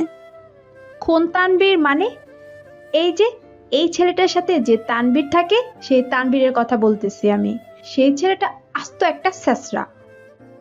আমার বুঝতে বাকি রইল না, নেহা আমাদের তানভীরের কথা বলছে, আর সাহস তো কম না, আমাদের বন্ধুকে স্যাসরা বলতেছে সে। ওই স্যাসরা মানে? আপনার সাহস কি করে হলো আমাদের বন্ধুকে স্যাসরা বলা? ও, তার মানে আপনাদের সেই ছেঁচড়া বন্ধু পাঠাইছে আমাকে তার প্রপোজালে রাজি করানোর জন্য, তাই না? সে পারে নাই, তাই আপনাদের দ্বারা তার সুপারিশ পাঠাইছে। এই যে আপু, আপনাদের বন্ধু কোনো না স্যাসরা না, আর কথা রইল সুপারিশের, আমরা সেটার জন্য আসি নাই। আরে চুপ থাকেন, আপনার ফ্রেন্ডকে আমার ভালো করেই চেনা, যেহেতু আপনারা তারই ফ্রেন্ড, তাই নিশ্চয়ই তার কথা শুনে আমার সাথে কথা বলতে আসছেন। এই যান এখান থেকে, আপনাদের মতো স্যাসরাদের সাথে কথা বলার আমোদ বিন্দু মাত্র ইচ্ছা নাই। এই ছেলেটার মতো যার ফ্রেন্ড থাকে সেও এক প্রকার স্যাসরা হয়ে থাকে। কারণ স্যাসরা বন্ধু স্যাসরাই হয়ে থাকে। তাকে বলেছিলাম আমার বিএফ আছে, তারপরও আপনাদের পাঠাইছে। লাস্ট ওয়ার্নিং দিচ্ছি, আমার পিছনে পড়বেন না। আর সেই স্যাসটাটাকেও বলে দিবেন আমার পিছনে না লাগতে। যদি দেখি আবার লেগেছে তাহলে তার হাত পা ভেঙে দিতে বাধ্য হব। আই সামিয়া, চল এখান থেকে। বলেই নেহা ডাইরেক্ট ভেতরে চলে যায়। আমার মেজাজ ফুল হট হয়ে আছে, ইচ্ছে করছে মেয়েটাকে আমার পায়ের জুতা খুলে মারতে। সে কাকে স্যাঁচড়া বললো? আর 1 মিনিট, সে কেন এবার তানভীরকে স্যাঁচড়া বললো? সে এটা কেন বললো? তার প্রপোজাল দিতে তানভীর আমাকে পাঠাইছে।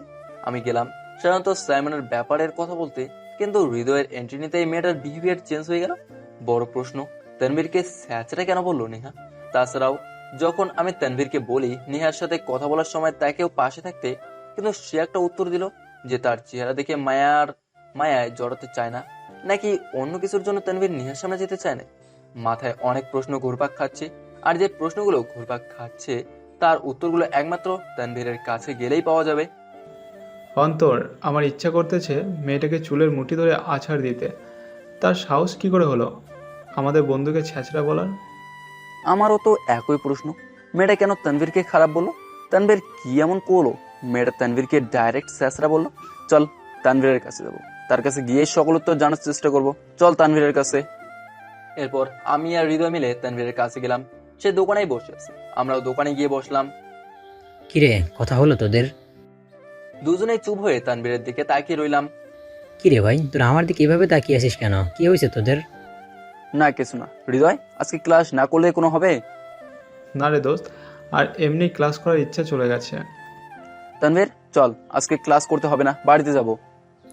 আরে কি হয়েছে ভাই, সেটা তো বল। বাড়ি গেলেই বুঝতে পারবি। চল, আজকে কলেজে ক্লাস করতে হবে না, বাড়িতেই ক্লাস করাবো তোকে, চল। তানভীর বারবার জিজ্ঞাসা করতেছে কি হয়েছে, কিন্তু তার কথায় উত্তর না দিয়ে তাকে নিয়ে আমরা বাড়িতে চলে গেলাম। হৃদয়দের বাড়িতে এসেই আমরা 3 জনে হলরুমে উপস্থিত। ভাই কি হয়েছে তোদের, আমাকে বলতো। একটা সত্যি কথা বলতো, তুই কেন নেহার সামনে যেতে চাস নাই? আর তার মায়া ভয়ারা চেহারা দেখে কষ্ট পাওয়ার জন্য, নাকি অন্য কিছুর জন্য? কথাটা শুনে তানভীর মাথা নিচু করলো, আর আমারও বুঝতে বাকি রইল না নেহা যা বলছে তা সত্যি বলছে। কি রে, মাথা নিচু করলে কেন? উত্তর দে। তুই জানিস এই নেহা তোকে নিয়ে কি কি বলছে? তোকে কি বলছে সে? তাহলে শোন। এরপর নেহা যেসব কথা বলে সবই বলি। তুই যে এমনটা করবি তা আমরা কল্পনাও করি নাই। তানভীর চুপ হয়ে রইল, কোনো কথা বলছে না। কি বা বলবে সে? বলার মতো তো আর অবস্থা রাখেনি সে। কিছুক্ষণের জন্য সেখানে নীরব রইল। আমার আর হৃদয়ের বেশ রাগ উঠে গেছে তানভীরের উপর, কারণ তানভীর যা করছে তা মোটেও ভালো কাজ করেনি। তানভীর হলরুম থেকে উঠে রুমে চলে যায়। আমি আর হৃদয় পুরাই হতাশ হয়ে বসে আছি। দোস্ত থাক, বাদ দে, যা হবার হয়ে গেছে। এইসব নিয়ে ভেবে আর লাভ নেই। জানি তানভীর কাজটা ঠিক করেনি, তারপরেও মানুষ মাত্রই ভুল। আসলে হৃদয় কথাটা ঠিকই বলছে, তানভীর ভুল করে এমনটা করছে, তাই আমারও উচিত তার উপর রেগে না থাকা। ঠিকই বলছিস তুই, আর আমিও মনে হয় তানভীরকে বেশি বলে ফেলছি। আমার জন্য এখন তানভীরের মুড অফ হয়ে গেছে, কিন্তু কি করতাম আমি? যখনই সব ঠিক করতে যাই তখনই সব ওলট পালট হয়ে যায়। মাথার মধ্যে একের পর এক টেনশন চেপে যায়। চিন্তা করছিলাম মেয়েটার দ্বারাই আমাদের বাড়িটা নিয়ে নেবো, কিন্তু এখন এইসব নিয়েও মেয়েটার সাথে কথা বলতে পারবো না। সমস্যা নেই, আল্লাহর উপর ভরসা রাখ, সব ঠিক হয়ে যাবে। দোস্ত, একমাত্র উনিই আছে যে সব ঠিক করে দিতে পারে। আর হৃদয় যেহেতু তানভীর ভুলটা করছে, তাই ক্ষমা চেয়ে নেওয়াটাই উচিত। আর যাই হোক, তানভীর যা করেছে এর জন্য ক্ষমা চাওয়াটাই ভালো। দোস্ত, তোর কথায় আমি সহমত, তবে আগে আমাদের তানভীরের মুড ঠিক করতে হবে। এরপর আমরা রুমের দিকে গেলাম। দেখি তানভীর খাটে শুয়ে আছে আর এক ধ্যানে উপরে তাকিয়ে আছে। জানি আমার কথাবার্তায় তানভীর মুড অফ করে আছে, তাই খাটে গেলাম। সরি দোস্ত, আমি জানি তুই আমার কথায় মুড অফ করে বসে আছিস। সরি ভাই, তোকে কষ্ট দিয়ে কথাগুলো বলি নাই। আসলে আমার মাথায় একের পর এক টেনশনে এসে বসতেছে। তুই কি জানিস কেমন পরিস্থিতিতে আছি আমি? আমাকে মাফ করে দে ভাই। না রে দোস্ত, তোর কথা আমি একটু কষ্ট পাইনি, বরং কষ্ট তো এটাতেই পেলাম আমার জন্য তোদের কথা শুনতে হলো। আর এমনিও তুই একটু সমস্যায় আছিস, যার জন্য তোর মেজাজটাও খিটখিটে হয়ে আছে, এটাই স্বাভাবিক। দোস্ত আমাকেও ক্ষমা করে দে, আমার জন্য তোর পরিকল্পনাটা শেষ হয়ে গেল। কিছুই শেষ হয় নাই, আল্লাহ আছে আমাদের সাথে। উনি নিশ্চয়ই একটা না একটা পথ বের করে দেবেই আমাদের। হ্যাঁ দোস্ত। তবে তানভীর, একটা কথা বলি। হ্যাঁ বল। শোন, তুই যেটা করছিস আমার মতে নেহার কাছে তো ক্ষমা চেয়ে নেওয়াটা উচিত। হ্যাঁ দোস্ত, ঠিকই বলেছিস, কারণ যা করলাম না তার জন্য ক্ষমা চেয়ে নাটাই ভালো। আমি জানতাম তানভীর তার ভুলটা বুঝতে পারবে, তাকে এমনি এমনি বেস্ট ফ্রেন্ড বানায় নাই। ফ্রেন্ড তো অনেকেই হয়, কিন্তু বেস্ট ফ্রেন্ড যে হয় তার মধ্যে একটু স্পেশাল কিছু থাকে। আর তানভীরের মধ্যে স্পেশাল জিনিসটা হলো তানভীর সহজেই বুঝে যায় কোনটা ভুল কোনটা ঠিক। তবে হ্যাঁ, সেটা একটা ভুল করছে, আর এই ভুলটা করাটাই স্বাভাবিক। মনের এক অনুভূতি আছে বলেই এই ভুলটা করে, না হলে সে ভুলটা করতো না। আর ভুল করেই সে তার ভুলটুকু বুঝতে পারলো, এটাই অনেক। ঠিক আছে দোস্ত, কাল কলেজে গিয়েই ক্ষমা চেয়ে নিস। আর এখন এইসব নিয়ে ভেবে আর লাভ নেই। তার থেকে এটাই ভালো হবে আমরা আমাদের আড্ডায় ব্যস্ত হতে পারি। দোস্ত, আড্ডা তখনই দেওয়া যায় যখন মনটা একটু ভালো থাকে, কিন্তু আমার মনটা ভালো নেই। আড্ডা দেওয়ার মতো মন মানসিকতাও নেই আমার। আমার মনে একটাই টেনশন চলতেছে, কি করে বাড়িটা আম্মু আব্বুর হাতে বুঝিয়ে দেবো।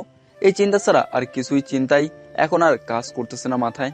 নেহার সাথে দেখা করার আগ পর্যন্ত একটা ভরসা ছিল যে নেহাকে নিয়ে বাইরে নেব, কিন্তু এখন তাকে তার বিএফ এর কথা বললেই সে আমাদের উপর আরো খেপে যাবে। এখন নেহাকে কিছু বলতে হলে আমাদের আগে স্যামিনার বিরুদ্ধে প্রমাণ জোগাড় করা লাগবে, এরপরেই নেহাকে কথাগুলো বলা যাবে। তার আগে যদি বলি তাকে স্যামিনার ব্যাপারে, তাহলে সে আমাদের ভাবে আমরা তানভীর জন্য এই স্যামিনার ব্যাপারে উল্টাপাল্টা বলতেছি। তাই একটু চিন্তায় রয়ে আছি আমি। বললাম তো দোস্ত, আল্লাহর উপর ভরসা রাখ। এরই মধ্যে তানভীরের কল আসে, আর সেও কল রিসিভ করে কথা বলতে লাগে। আমি আর হৃদয় এমনি বসে আছি, তখন তানভীর কান থেকে মোবাইল সরায়। কিরে, তোর মোবাইল বন্ধ কেন? মোবাইল চালু করিস নাই? না, করি নাই। কেন, কি হয়েছে? কি হয়েছে? এই ধর, কথা বল। আরে আজব, সকালেই না মামির সাথে কথা বললাম, এখন আবার কল দিল যে? আমি তোর একবার বলছি এটা মামি কল দিছে, অন্য একজন কল দিছে। মামা মামি ছাড়া তোর মোবাইলে আমাকে কে খুঁজবে? নিলেই বুঝতে পারবি। এরপর আমিও মোবাইলটা নিলাম। হ্যালো, আসসালামু আলাইকুম। জি, কে বলছেন? মোবাইল অফ করে রাখছো কেন? কণ্ঠটা শুনে আমার বুঝতে বাকি রইল না এটা কি। এটা রিদিকা। তাই আমিও আস্তে করে উঠে এক সাইডে চলে যাই। আমার মোবাইল অফ করে রাখছি কারণ আমি একটু সমস্যায় আছি, আর ডিস্টার্ব চাই না বলেই ফোন অফ করে রাখছি। কিন্তু কি হয়েছে, কান্না করতেছো কেন? কান্না করবো না মানে? তুমি কি মনে করো ওই রাতে কথা বলি নাই বলে আর এখন কাছে নেই বলে কি তোমাকে ভুলে যাব? তোমার চিন্তা ভাবনা বাদ দিয়ে দিব? দেখো, আমি তো বলেই দিছি আমার চিন্তা ভাবনা বাদ দিতে। আমার থেকে যেটা চাইতেছো সেটা সম্ভব না। আর কান্না করতেছো কেন? চুপ কর তুমি। কি বাদ দেবো? হ্যাঁ, আমি বাদ দিতে পারবো না। আর কান্না করতেছি কেন জানো? আজ তোমাকে নিয়ে দুঃস্বপ্ন দেখেছি, যেটা দেখার পর থেকে আমার আর ঘুম হয় নাই। চিন্তা হতে থাকে তোমার জন্য। আমি সাথে সাথে তোমাকে কল দিতে লাগি, কিন্তু তোমার মোবাইল বন্ধ বলতেছিল, যার জন্য আমার ভয়ের মাত্রাও বেড়ে যায়। পরে এখন তানভীরকে কল দিলাম। তুমি কি মনে করো কেউ কি তোমার জন্য চিন্তা করে না? এভাবে কেউ মোবাইল অফ করে রাখে? আম্মু আব্বু তো কত কল দিল তোমাকে, আর এখন আছো কোথায় তুমি? একদিন হয়ে গেল তোমাকে দেখি না। আমাকে দেখতে হবে না, আমি হারিয়ে গেছি। দেখো রিদিকা, আমি তোমাকে রিকোয়েস্ট পর্যন্ত করলাম, তারপরেও কেন আমার পিছে পড়ে আসো? দেখো, আমাকে মামা মামের কাছে অপরাধী বানাইও না। এমনি আমি নিজের আব্বু আম্মুর কাছেই বলা থামিয়ে দিলাম। তোমাকে আম্মু আব্বু কাছে কি কি হয়েছে? থেমে গেলে কেন? কি বলতে গেছিলে তুমি? না, কিছু না। মোট কথা বলতে চাচ্ছি, আমাকে প্লিজ রেহাই দাও। যেটা চাচ্ছ সম্ভব না। আমাকে মামা মামের কাছে খারাপ বানাইও না। আমি এত কিছু জানি না। মোট কথা ফোন অন করো, আর না হলে আমার সাথে দেখা করে যাও। সম্ভব না, আমি দৌড়ে আসি। আর প্লিজ যা বলছি তা শোনো। আমি রাখলাম, ভালো থাকিও, খোদা হাফেজ। কথা শেষ হওয়ার আগেই কল কেটে দিলাম। আমি রিদিকার সাথে কথা বলতে চাই না। আমি মনে করেছিলাম আমার কথাটা হয়তো রিদিকা বুঝবে, কিন্তু সে যে এইভাবে পিছিয়ে পড়ে থাকবে কে জানতো। একের পর এক সমস্যা আসছে আমার সামনে। সে যে বললো মোবাইলটা চালু করতে, যদি মোবাইল চালু করি আমি শিওর আপু আমাকে কল দিবেই, আর রিদিকাও কল দিবেই। আমি জানি তাদের নাম্বারও ব্লক করে রাখি তো লাভ হবে না, তারা অন্য নাম্বার দিয়ে কল দিবেই। তাই মোবাইলটা অফ রাখাই ভালো। তানভীরের মোবাইল নিয়ে তানভীরের কাছে গেলাম, আর তার মোবাইল তাকে ধরিয়ে দিলাম। কিরে, কি বলে রিদিকা? এমনি কথা বললো সে। কি বা বলবে? আমি কেমন আছি, মামামের সাথে কথা হয়েছে কিনা, এইসব জিজ্ঞাসা করতেছে। ও, এরপর আমরা আমাদের মতো করে কথা বলেই দুপুর পর্যন্ত পার করলাম।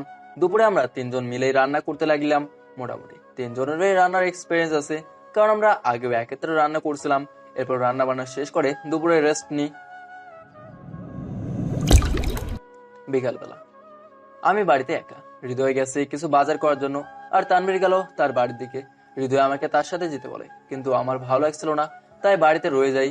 রং চা খেতে ইচ্ছা, তাই রান্নাঘরে গিয়ে রং চা বানিয়ে বারান্দায় বসে মোবাইল টিপতে টিপতে চায়ের মজা নিতে লাগি। মজা নিচ্ছে বটে, আবার মাথায় টেনশনও কাজ করতেছে। যত পারতেছি চেষ্টা করতেছি রিল্যাক্সে থাকা, কারণ রিল্যাক্স থাকলে মাথা ভালো কাজ করে।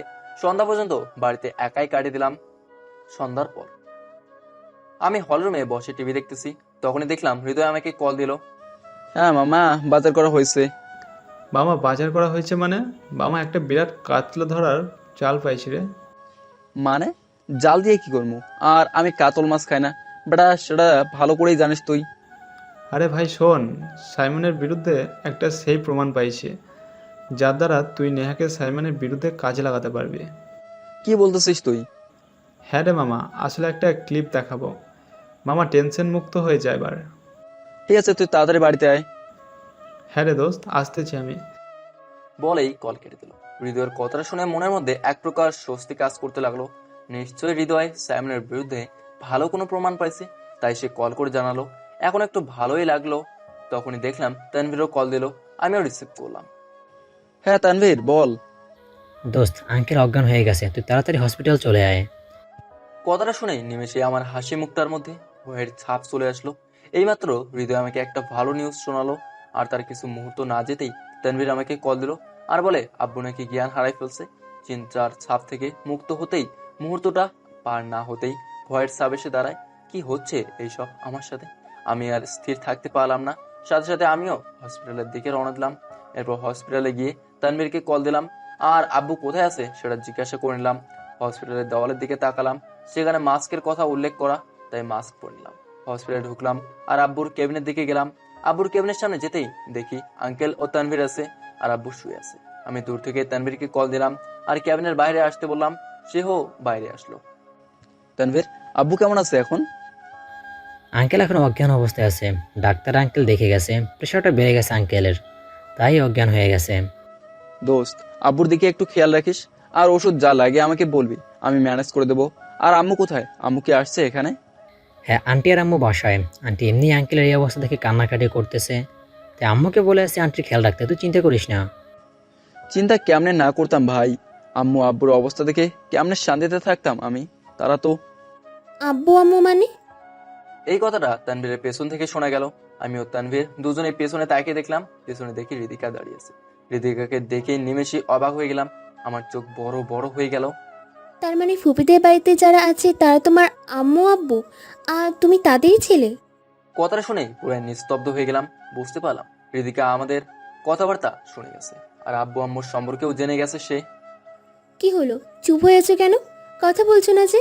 তোমার আম্মু আব্বু ফুপিদের বাড়িতে আছে, অথচ তুমি কিনা তাদের কোনো খোঁজ খবরই নিচ্ছ না, না তাদের সাথে দেখা করতেছো তুমি?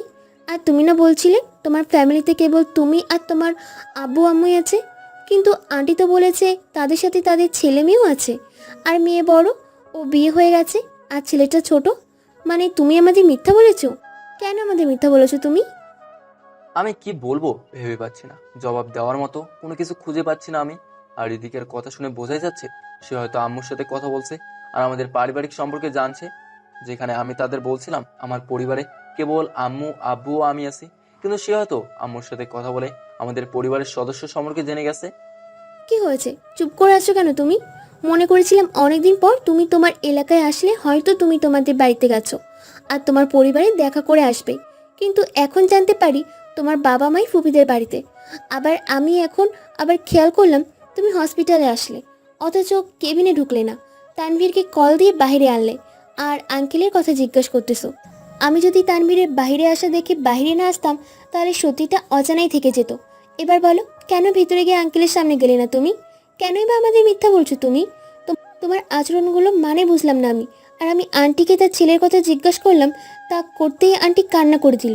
আমি কিছুই বুঝতেছি না, শুধু এতটুকুই বুঝতে পারলাম আন্টির কান্না ও তোমার আন্টি আঙ্কেলের সামনে না আসার নিশ্চয়ই কোনো একটা খটকা আছে। এখন আমি সেটা জানতে চাই। আর তাছাড়াও যেখানে নিজের মা বাবার কষ্টের মধ্যে একা একা দিনকাল পার করছে, সেখানে কিনা ছেলে তাদের চেহারা পর্যন্ত দেখলো না, না তাদের সামনেও আসলো, অথচ কোন এক বন্ধু বিপদ হয়েছে তার জন্য জান প্রাণ দিয়ে বেড়াচ্ছে। যেখানে তোমার উচিত ছিল আগে নিজের আম্মু আব্বুর খেয়াল রাখা, কিন্তু তুমি, ছি অন্তর ছি। তোমার আম্মু আব্বুর অবস্থা দেখেছো একবার তুমি, অথচ বন্ধুর পেছনে লেগে আছো তুমি। চুপ, একদম চুপ, মুখে লাগাম লাগা, না জেনে আজেরা বকবক করে যাচ্ছিস তুই হৃদিকা। তানভীর না। অন্তর, ভাই আমাকে মাফ কর। তোর সহ্য ক্ষমতা অনেক, কিন্তু আমার না। আমি আর সহ্য করতে পারতেছি না। মেয়েটা বেশি বলে ফেলছে। আঙ্কেল আন্টির সামনে আসে নাই, তার একটা কারণ তো আছে। কিন্তু তাদের সামনেও না এসে ছেলেটা তাদের জন্য যা করতেছে না, তা অনেক। তাছাড়াও অন্তর আন্টি আঙ্কেলের সামনে আসে নাই বলে কি তাদের খোঁজ খবর রাখে না, বরং সে এলাকায় আন্টি আঙ্কেলের জন্য আসছে। মানে, কিন্তু সে তো বললো তার কোনো বন্ধু বিপদে পড়েছে, তার জন্য সে তো আসলো এখানে। তুই অন্তরকে চিনতে এখন অনেক সময় বাকি। তার মুখের কথাটা শুনলি, মনের কথাটা না। তার আগে তোর একটা প্রশ্নের উত্তর দেই, যে অন্তর কেন আঙ্কেল আন্টির সামনে আসতে চায় না, না তাদের সম্মুখীন হতে চায়। তানভীর, না প্লিজ ভাই, বাদ দে। না তানভীর, বল তুই, আমি জানতে চাই তার কারণ। এরপর তানভীর আমার সাথে যে সকল ঘটনাগুলো ঘটলো তার সবই হৃদিকাকে বলে দেয়। আমি অনেকবার বারণ করে গেলাম, কিন্তু কথা শুনলো না তানভীর। এবার বুঝেছিস অন্তর কেন তারই আম্মু আব্বুর সম্মুখীন হতে চায় না? কারণ এই হারামের মনে অনেক বড় আঘাত লাগছিল। মনে করছিল তার পরিবার তার পাশে থাকবে, কিন্তু তারপর পরিবার তাকে দূরে ঠেলে দেয়, যার জন্য অন্তর মনে একটা ক্ষোভ জমে যায়, আর সে তার পরিবারের কাছে আসতে চায় না। এবার কথা রইল, সে বলছে এই এলাকায় কোনো এক বন্ধুর বিপদে যে আসছে, কিন্তু এটা সত্যি না, বরং অন্তর তার আম্মু আব্বুর বিপদে এলাকায় আসছে। কারণ অন্তরের আপন মামা মামি জালিয়াতি করে অন্তরদের বাড়িটা নিজেদের নামে করে নেয়। আর এই কাজের সফলতা তার জন্যই হয়, যার জন্য অন্তরের ভালোবাসার জীবনটা শেষ হয়ে যায়, মানে অন্তরের মামাতো ভাই সাইমনের জন্য। কথাগুলো শুনেই হৃদিকা চুপসে যায়, আর কোনো কথাই বলছে না।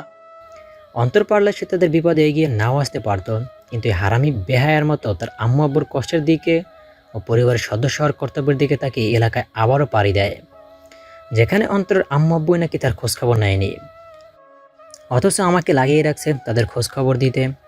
আর অন্তর এখন এটার জন্যই সে এখন টেনশনে আছে যে কি করে তাদের বাড়িটা ফিরে আনবে। তুই খুব সহজে অনেক লেকচার দিয়ে দিলি, কিন্তু অন্তরের মনের অবস্থাটা জানলি না। আর অন্তর, আমাকে ক্ষমা করে দিস, আমি পারলাম না তোর ওয়াদা রাখতে। তো কিভাবে কথা শুনতে দেখে থাকতে পারতেছিলাম না, তাই সবই বলতে হলো। আর তাছাড়াও একদিন না একদিন সত্যিটা প্রকাশ হতোই। আমি আর কি বলবো, বলার জন্য আর কিছুই রাখলো না তারা। আমার সত্যিটা হৃদিকার কাছে প্রকাশ করে দিল। আর এমনিও তানভীর ঠিকই বলছে, সত্যি সবসময় গোপন থাকে না, একদিন না একদিন প্রকাশ হয়। কিন্তু আমি চাইতাম না আমার সত্যিটা কেউ জানো। তারপরেও এখন তানভীর হৃদিকাকে বলে দিল, হয়তো সামনের সকলের কাছেই সত্যিটা প্রকাশ হয়ে যাবে। দেখলাম হৃদিকা আমার দিকে তাকিয়ে আছে। তুমি এমন কেন? কিভাবে পারো কষ্ট নিজের মধ্যে লুকিয়ে রাখতে? কি করে পারো তুমি? পারতাম না, কিন্তু পারতেই হলো আমাকে। কারণ আমি চাই না আমার কষ্টটা অন্য কেউ জানুক ও হাসি ঠাট্টা করুক। কারণ লাইফে অনেক মানুষ দেখলাম যারা মানুষের কষ্টটুকু জানার পর সেই কষ্টটাকে দিয়ে খুঁচিয়ে খুঁচিয়ে কষ্ট আরো বাড়িয়ে দেয়। তাই শুধু কয়েকজনেই আমার এই সত্যিটা জানে। আমার সাথে এতদিন থেকেও তোমার মনে হলো আমি তোমার কষ্ট নিয়ে তোমাকে কষ্ট দিব? আমাকে অন্তত বলতে। আমি বললামই তো, আমার সব কথা সবাইকে বলি না, এটাই আমার স্বভাব। বাদ দাও, সত্যিটা তো জেনেই গেলে, এখন আমার সাহায্য করবা। দেখো, আমি তো আম্মু আব্বুর কাছে থাকবো না, না তাদের কাছে আসবো। তুমি যতদিন এখানে আসো তাদের দিকে একটু খেয়াল রাখিও। আর আমার কথা বা আমি যেন এলাকায় আসি তা যেন তারা না জানে। জাস্ট এটাই তোমার কাছে আমার চাওয়া। আর তানভীর, তুই আব্বুকে বাড়িতে দিয়ে জায়গা বরাবর চলে আসিস। আর ডাক্তারের ফি ও আব্বুর ওষুধের টাকা কত হয়েছে আমাকে বল। দেখ, আমি থাকতে সেগুলো নিয়ে তোকে ভাবতে হবে না, আমি আঙ্কেলের দিকে খেয়াল রাখতেছি। তুই কি চলে যাবি? আসলে হৃদয় আমাকে কল দিছিল আর বলছিল সাইমনের বিরুদ্ধে কি যেন প্রমাণ পাইছে, সেটা দেখাবে। আমি যাই, পরে কথা হবে। ঠিক আছে, যা, তুই সাবধানে যাস তুই। এরপর আমিও হসপিটাল থেকে বেরিয়ে চলে গেলাম, আর চলে গেলাম হৃদয়ের পাশে। সেখানে গিয়ে দেখি হৃদয় বাসায় উপস্থিত। কিরে শালা, কই গেছিলি তুই? আমি কতক্ষণ ধরে তোর জন্য অপেক্ষা করছি। আর বলিস না ভাই, যখনই ভালো কিছুর খবর পাই আবার সাথে সাথে খারাপ কিছু ঘটে যায়, বা খারাপ কিছুর খবর পাই। মানে? আমি হসপিটালে গেছিলাম, তাই তানভীর কল দিছিল আব্বু নাকি অজ্ঞান হয়ে গেছিল। পরে আমিও সেখানে যাই। কি বলছিস? হঠাৎ আঙ্কেল অজ্ঞান হয়ে গেছিল কেন? আর এখন আঙ্কেল কেমন আছে? আব্বু এখন ভালো আছে। আব্বু ওভার টেনশন করতেছিল, তাই প্রেশার বেড়ে গেছিল, তাই আব্বু অজ্ঞান হয়ে যায়। তবে এখন আল্লাহর রহমতে বেশ ভালোই আছে। যাই হোক দোস্ত, খুব তাড়াতাড়ি আব্বুকে টেনশন মুক্ত করতে হবে। আর আমারও অফিসের অনেকদিন গ্যাপ হয়ে যাচ্ছে, তাড়াতাড়ি কাজ শেষ করে আমাকেও ফিরতেও হবে। মামা, তোর কাজ হয়ে গেছে, বলতে পারিস। তোকে একটা জিনিস দেখাই, এদিকে আয়। এরপর আমাকে হৃদয় মোবাইলের স্ক্রিনে কিছু ফটো দেখায়। ওরে বাটপার! अरे मामा, रुको ज़रा, सब्र करो। कोई धक्का मुक्की नहीं करने का, एक वीडियो क्लिप भी है। এরপর ভিডিও ক্লিপও দেখায়। শালা সাইমন, তুই এবার উড়াধরা মারা খাবি, দাঁড়া। তুই চান্দু, সাব্বাস হৃদয়, চালাকি করে ভিডিও করে নিছিস। এবার খালি ভিডিওটা জায়গা বরাবর দেখাতে পারলেই হবে। মামা, আমি তো তোর কাজ করে দিলাম, তাহলে আজকে ডিনারে বিরিয়ানি খাওয়াবি। ওকে, তানভীর আসুক, তারপর বিরিয়ানি করব। প্রায় 1 ঘন্টা পর তানভীর আসে। তানভীর, আব্বু কেমন আছে এখন? আব্বুর জ্ঞান ফিরছে? এই তো আল্লাহর রহমতে ভালোই আছে। তো যাওয়ার 5 মিনিট পরে আঙ্কেলের জ্ঞান আসে। তারপর ডাক্তার আঙ্কেল আরেকবার চেক আপ করে আর বাড়িতে নিয়ে যাওয়ার জন্য পারমিশন দেয়। তো চিন্তা করিস না দোস্ত, আঙ্কেল আন্টির জন্য আম্মু আব্বু এখন হৃদিকাও আছে। আর আমাকে ক্ষমা করে দিস, আমি ওয়াদাটা ভেঙে দিলাম। কি আর করবো, তাই কিভাবে কথা শোনাচ্ছিল, তাই না পারতে সত্যিটা বলে দিলাম। এই দাঁড়া, এই হৃদিকাটা কে রে? আমার মামাতো বোন, অন্তর তাকে চিনে ও তাকে নিয়ে আসছে। আবে সালাদ, তাহলে এই ব্যাপার। তানভীর তার নাম্বারটা দিতে পারবি? শালা নাম্বার তোর পিছিয়ে দেবো। শালা স্যাঁচরামি বন্ধ কর। এই অন্তরটা নাম্বার চাইছি, এতে তোর জলের কেন? আমার জ্বলতেছে না, তুই একটা ভাইয়ের থেকে তার বোনের নাম্বার চাইতেছিস, এটা কি ঠিক? পালে গিয়ে মেয়ের থেকে নাম্বার নিয়ে আয়। আরে, এটা তো তার মামাতো বোন।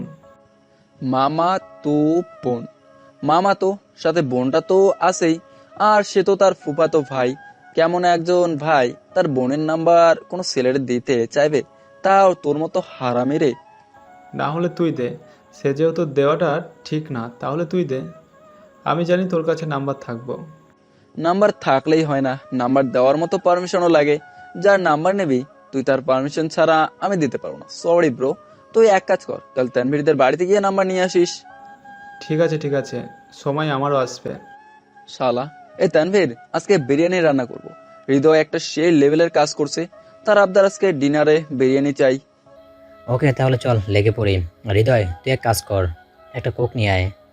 আরে মামা, আমি নিয়ে আসছি। আগের থেকে পরিকল্পনা করা ছিল আজকে বিরিয়ানি হবে, তাই কোকও নিয়ে আসলাম।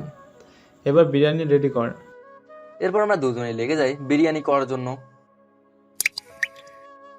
রাতের বেলা আমাদের বিরিয়ানি করা শেষ ও প্লেটে বিরিয়ানি নিয়ে ডাইনিং টেবিলে পরিবেশন করাও শেষ।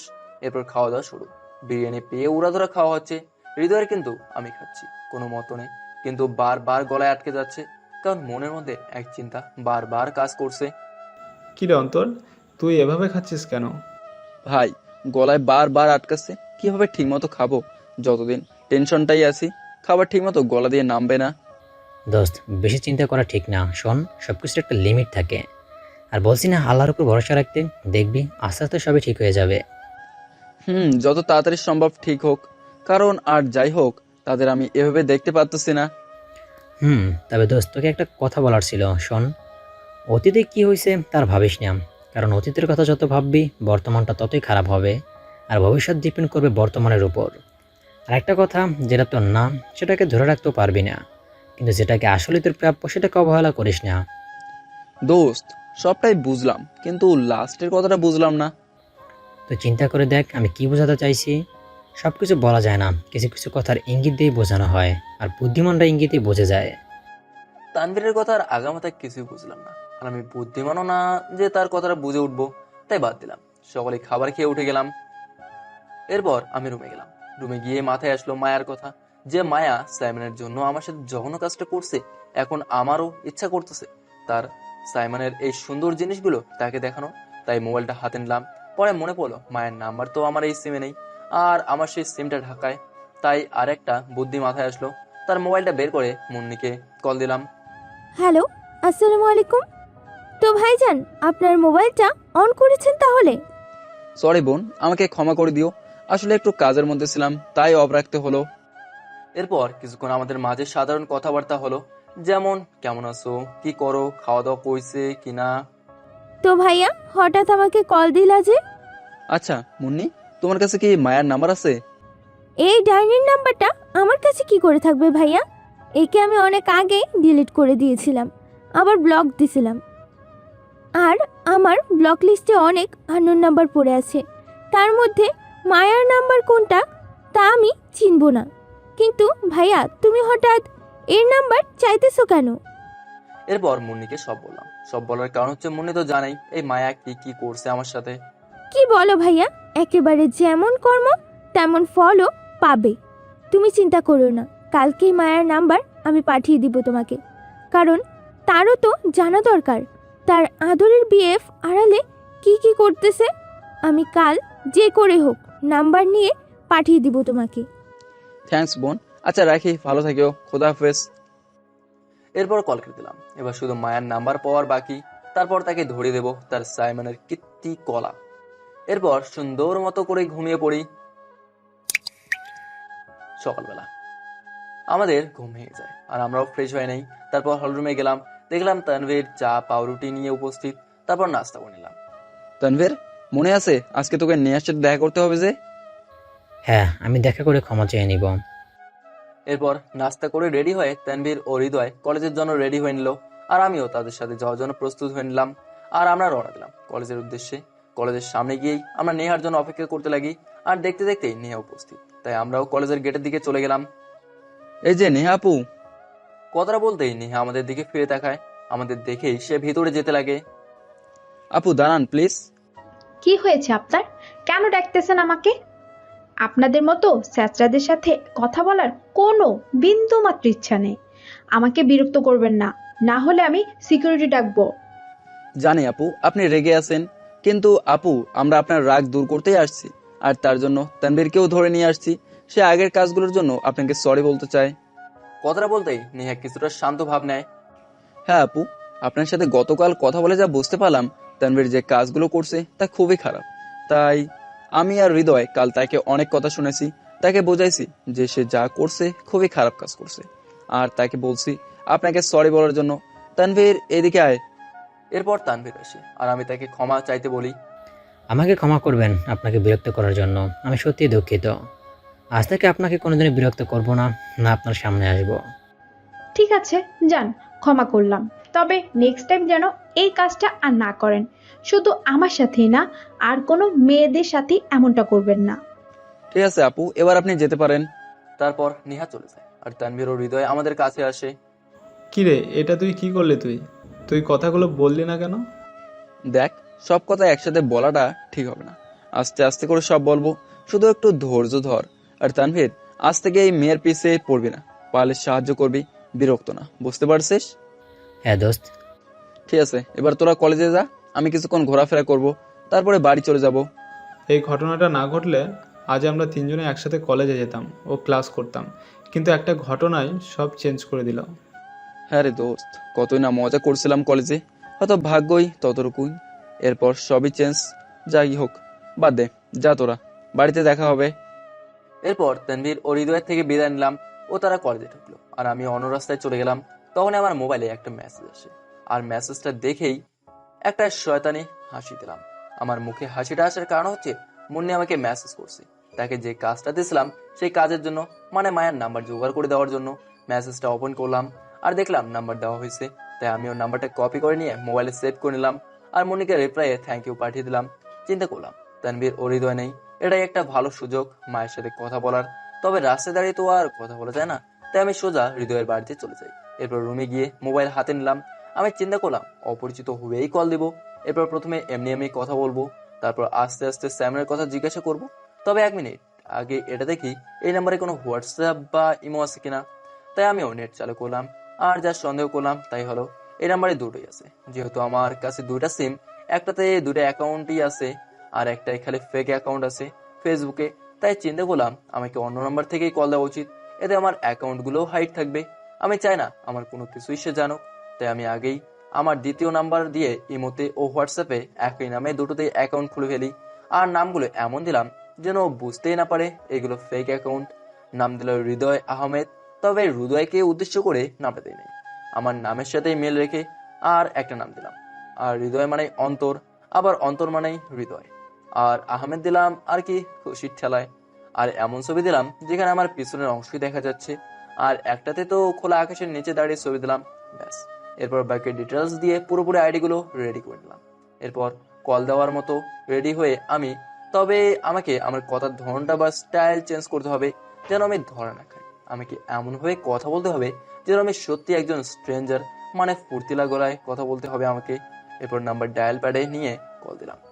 কল রিং হচ্ছে আর আমার হৃৎপিণ্ডটাও ধক ধক করতেছেই, মানে এক প্রকার ভয় কাজ করতেছে আমার মধ্যে। এর মধ্যে কল রিসিভ করলো। হ্যালো, আসসালামু আলাইকুম। জি, কে বলছেন? আমি কণ্ঠ শুনেই বুঝতে পারলাম এটা মায়া। অনেকদিন পরেই তার কণ্ঠটা শুনতে পারলাম আমি। মায়ের কণ্ঠটা শুনেই আমার মুখ পুরাই বন্ধ হয়ে গেল, মানে মুখ থেকে কথা বেরই হচ্ছে না, পুরাই নিস্তব্ধ হয়ে গেলাম। হ্যালো, জি কে বলছেন? কথাটা শুনে ভাবতে লাগলাম কিভাবে কথা বলবো। এতক্ষণ ধরে যে পরিকল্পনাগুলো করছিলাম সবই খেয়ে ফেলছি। কিছু মুহূর্ত পরেই মনে পড়লো কিভাবে কথা বলার কথা ছিল, তাই সেই পরিকল্পনা মাফিক শুরু করে দিলাম। হ্যালো আপু, ওয়ালাইকুম আসসালাম, কেমন আছেন? জি, কে আপনি? আপনার পরিচয় দেন। আর রে আপু, আমি কে? আরে আমি আপনার শুভাকাঙ্ক্ষী হই আপু। দেখেন, ফাইজলামি বন্ধ করেন। সুন্দর করে বলেন কে আপনি, আর কি জন্য কল দিয়েছেন বলেন, না হলে আমি কল রাখলাম। আরে আরে আপু করেন কি? ঠিক আছে বলতেছি আমি কে ও কেন কল দিছি। বলেন। আপু আমি কে সেটা নয় পরেই বলি, তবে কেন কল দিছি সেটাই আগে বলি।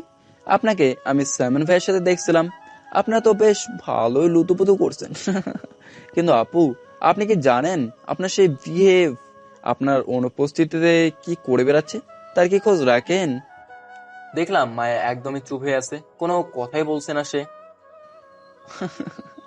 আপু আমি দেখলাম আপনার হোয়াটসঅ্যাপ ওই মো আছে, এক কাজ করি হোয়াটসঅ্যাপটাই একটু ওপেন করেন, দেখেন সেখানে হৃদয় আহমেদ নামে কোনো আইডি থেকে কিছু আসছে কিনা, কষ্ট করে দেখেন। বলাই কল কেটে দিলাম। মায়ের কথা বলতেছি পরে, তবে আমার মনে মনে অনেক ভয় কাজ করতেছিল আর মাথায়ও ঘাম চলে আসে। এই নাটকটা করতে করতে একটা স্বস্তির শ্বাস ফেলে এবার হোয়াটসঅ্যাপটা ওপেন করলাম। এরপর মায়ের অ্যাকাউন্টে নেহার সাথে সাইমনের যে ছবিগুলো তুলছিলাম সেগুলো পাঠালাম। এরপর সেন্ড হতে দেখলাম সে সেন্ড করছে, তাই আমিও মেসেজ পাঠালাম। কি আপু, বিয়ে কি করে না করে, কোথায় যায় বা না যায়, একটু খোঁজ রাখা তো দরকার। দেখেন আপনার অনুপস্থিতিতে আপনার বিয়ে রেস্টুরেন্টেও যায়, তবে পাশে আপনাকে তার চিনি না, শুধু হাত ধরেই আছে, সেই সিনটাই সে লাগছে বলেই ছবি তুলে নিলাম। কিন্তু মায়ার পাশ থেকে কোনো রিপ্লাই পেলাম না, হয়তো ঝটকাটা সে লেভেলের লাগছে তাই রিপ্লাইও দিতে পারছে না। কি আপু কথা বলেন না কেন, কিছুই তো বলেন। তবে আপু এটা থেকে অবাক হলে তো হবে না, নাকি বিশ্বাস হচ্ছে না এই সেবগুলোতে? ঠিক আছে, क्लाइमैक्स तो अभी बाकी है, रुको जरा सब्र करो, कोई धक्का मुक्की नहीं करने का, आराम से आने का, आराम से देखने का। এরপর হৃদয় আমাকে যে ছবিগুলো দেখাইছিল সেগুলো তো আমাকে হোয়াটসঅ্যাপে পাঠাই দিছিল, সেইগুলো দিলাম, প্লাস শেষে ভিডিওটাও। আসলে হৃদয় গতকালকে সাইমনকে কোনো একটা রেস্টুরেন্টে দেখে, তবে সে একা ছিল না, জোড়া পাকে ছিল। তবে সাইমনের সাথে নেহা ছিল না, অন্য একটা ছিল। মানে সাইমন ট্রিপল গেম খেলতেছে, কখনো মায়া কখনো নেহা আবার কখনো যায় না এই মেয়েটার নাম কি। ভাইরে ভাই, আমি দোষ না করেই খারাপ আর সে এইসব করেই ভালো। তবে আমি এটা শিওর বলতে পারতেছি না সাইমন ট্রিপল গেম খেলতেছে নাকি আরো আছে। তবে যাই হোক, ধোকা তো দিচ্ছেই। আর গতকাল হৃদয় সাইমনের এই কাহিনী দেখেই সাথে সাথে ছবি ক্লিক করে নেয়, ওর সাথে ভিডিও করে নেয়, কারণ অনেক সময় ছবি ফেক হলেও ভিডিও ফেক হয় না। আর এই ছবি ও ভিডিও ক্লিপ দিয়ে নিহাকে সাইমনের বিরুদ্ধে ব্যবহার করতে পারবো। সবই সেন্ড হলো, সিনও হলো, কিন্তু রিপ্লাই আসছে না। হয়তো এইসব দেখে তার আর কিছু বলার ভাষা নেই, তাই রিপ্লাই দিচ্ছে না। আমি জানি এইসব দেখার পর আপনার কেমন অনুভূতি হচ্ছে, আমিও সেই ফিলিংসটা বুঝি। কেন বুঝি তা তাকে আর প্রকাশ করলাম না। সে শুধু ছবি দেখেই তার মনে আঘাত লাগলো। যদি আমার মতো সরাসরি দেখতো তাহলে কেমন ফিল করতো সে। আপনার উচিত ছিল যাকে ভালোবাসেন তার সম্পর্কে একটু ধারণা নেওয়ার, সাথে তার হাব ভাব দেখা, তার আচরণ ও তার সম্পর্কে জানা। আপু শুধু ভালোবাসলেই হয় না, ভালোবাসা কি তা বোঝাও দরকার, আর অপরপক্ষ আপনাকে ভালোবাসে কিনা সেটাও জানা দরকার। দেখলেন অন্ধ ভালোবাসার ফল, আপনার অনুপস্থিতিতে সেও সুযোগ লাগিয়ে বেড়াচ্ছে। যাক বাদ দেই, আমি আপনার শুভাকাঙ্ক্ষী হই, তাই আপনাকে আপনার ভালোবাসার মানুষটার রূপ দেখিয়ে দিলাম। সময় থাকতে সতর্ক হয়ে যান, আর এই সকল মানুষগুলোর থেকে দূরত্ব বজায় রেখে এমন একজনকে বেছে নেন যে আপনাকে বুঝবে ও ভালোবাসবে। এরপর টেক্সটটা সেন্ড করে দিলাম।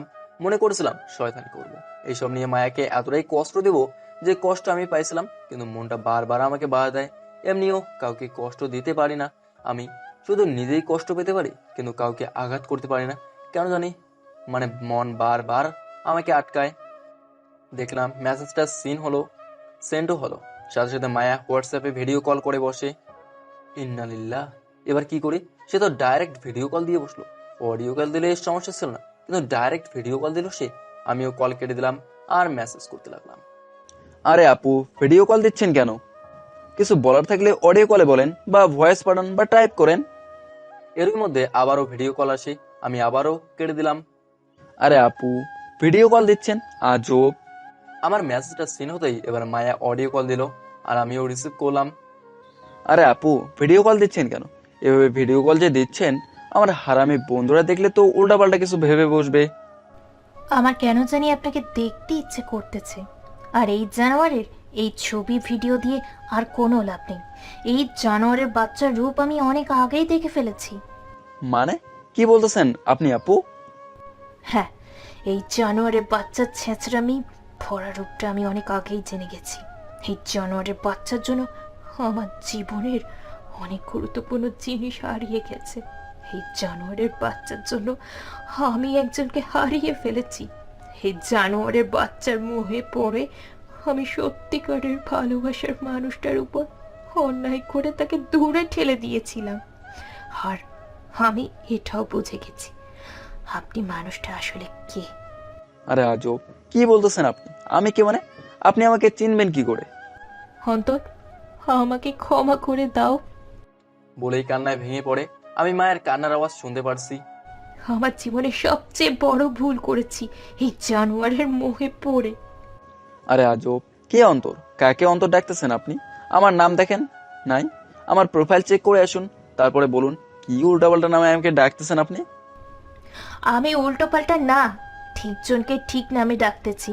তোমাকে চেনা আমার জন্য ব্যাপার না। নাটক বন্ধ করো বলতেছি। আমি জানি এটা তুমি।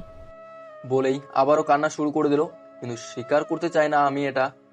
আমাকে চেষ্টা করতেই হবে ধরা না খাওয়ার, কিন্তু বুঝলো কি করে এটা আমি? আমাকে তুমি ক্ষমা করে দাও। আমি তোমার ভালোবাসা বুঝতে পারি নাই।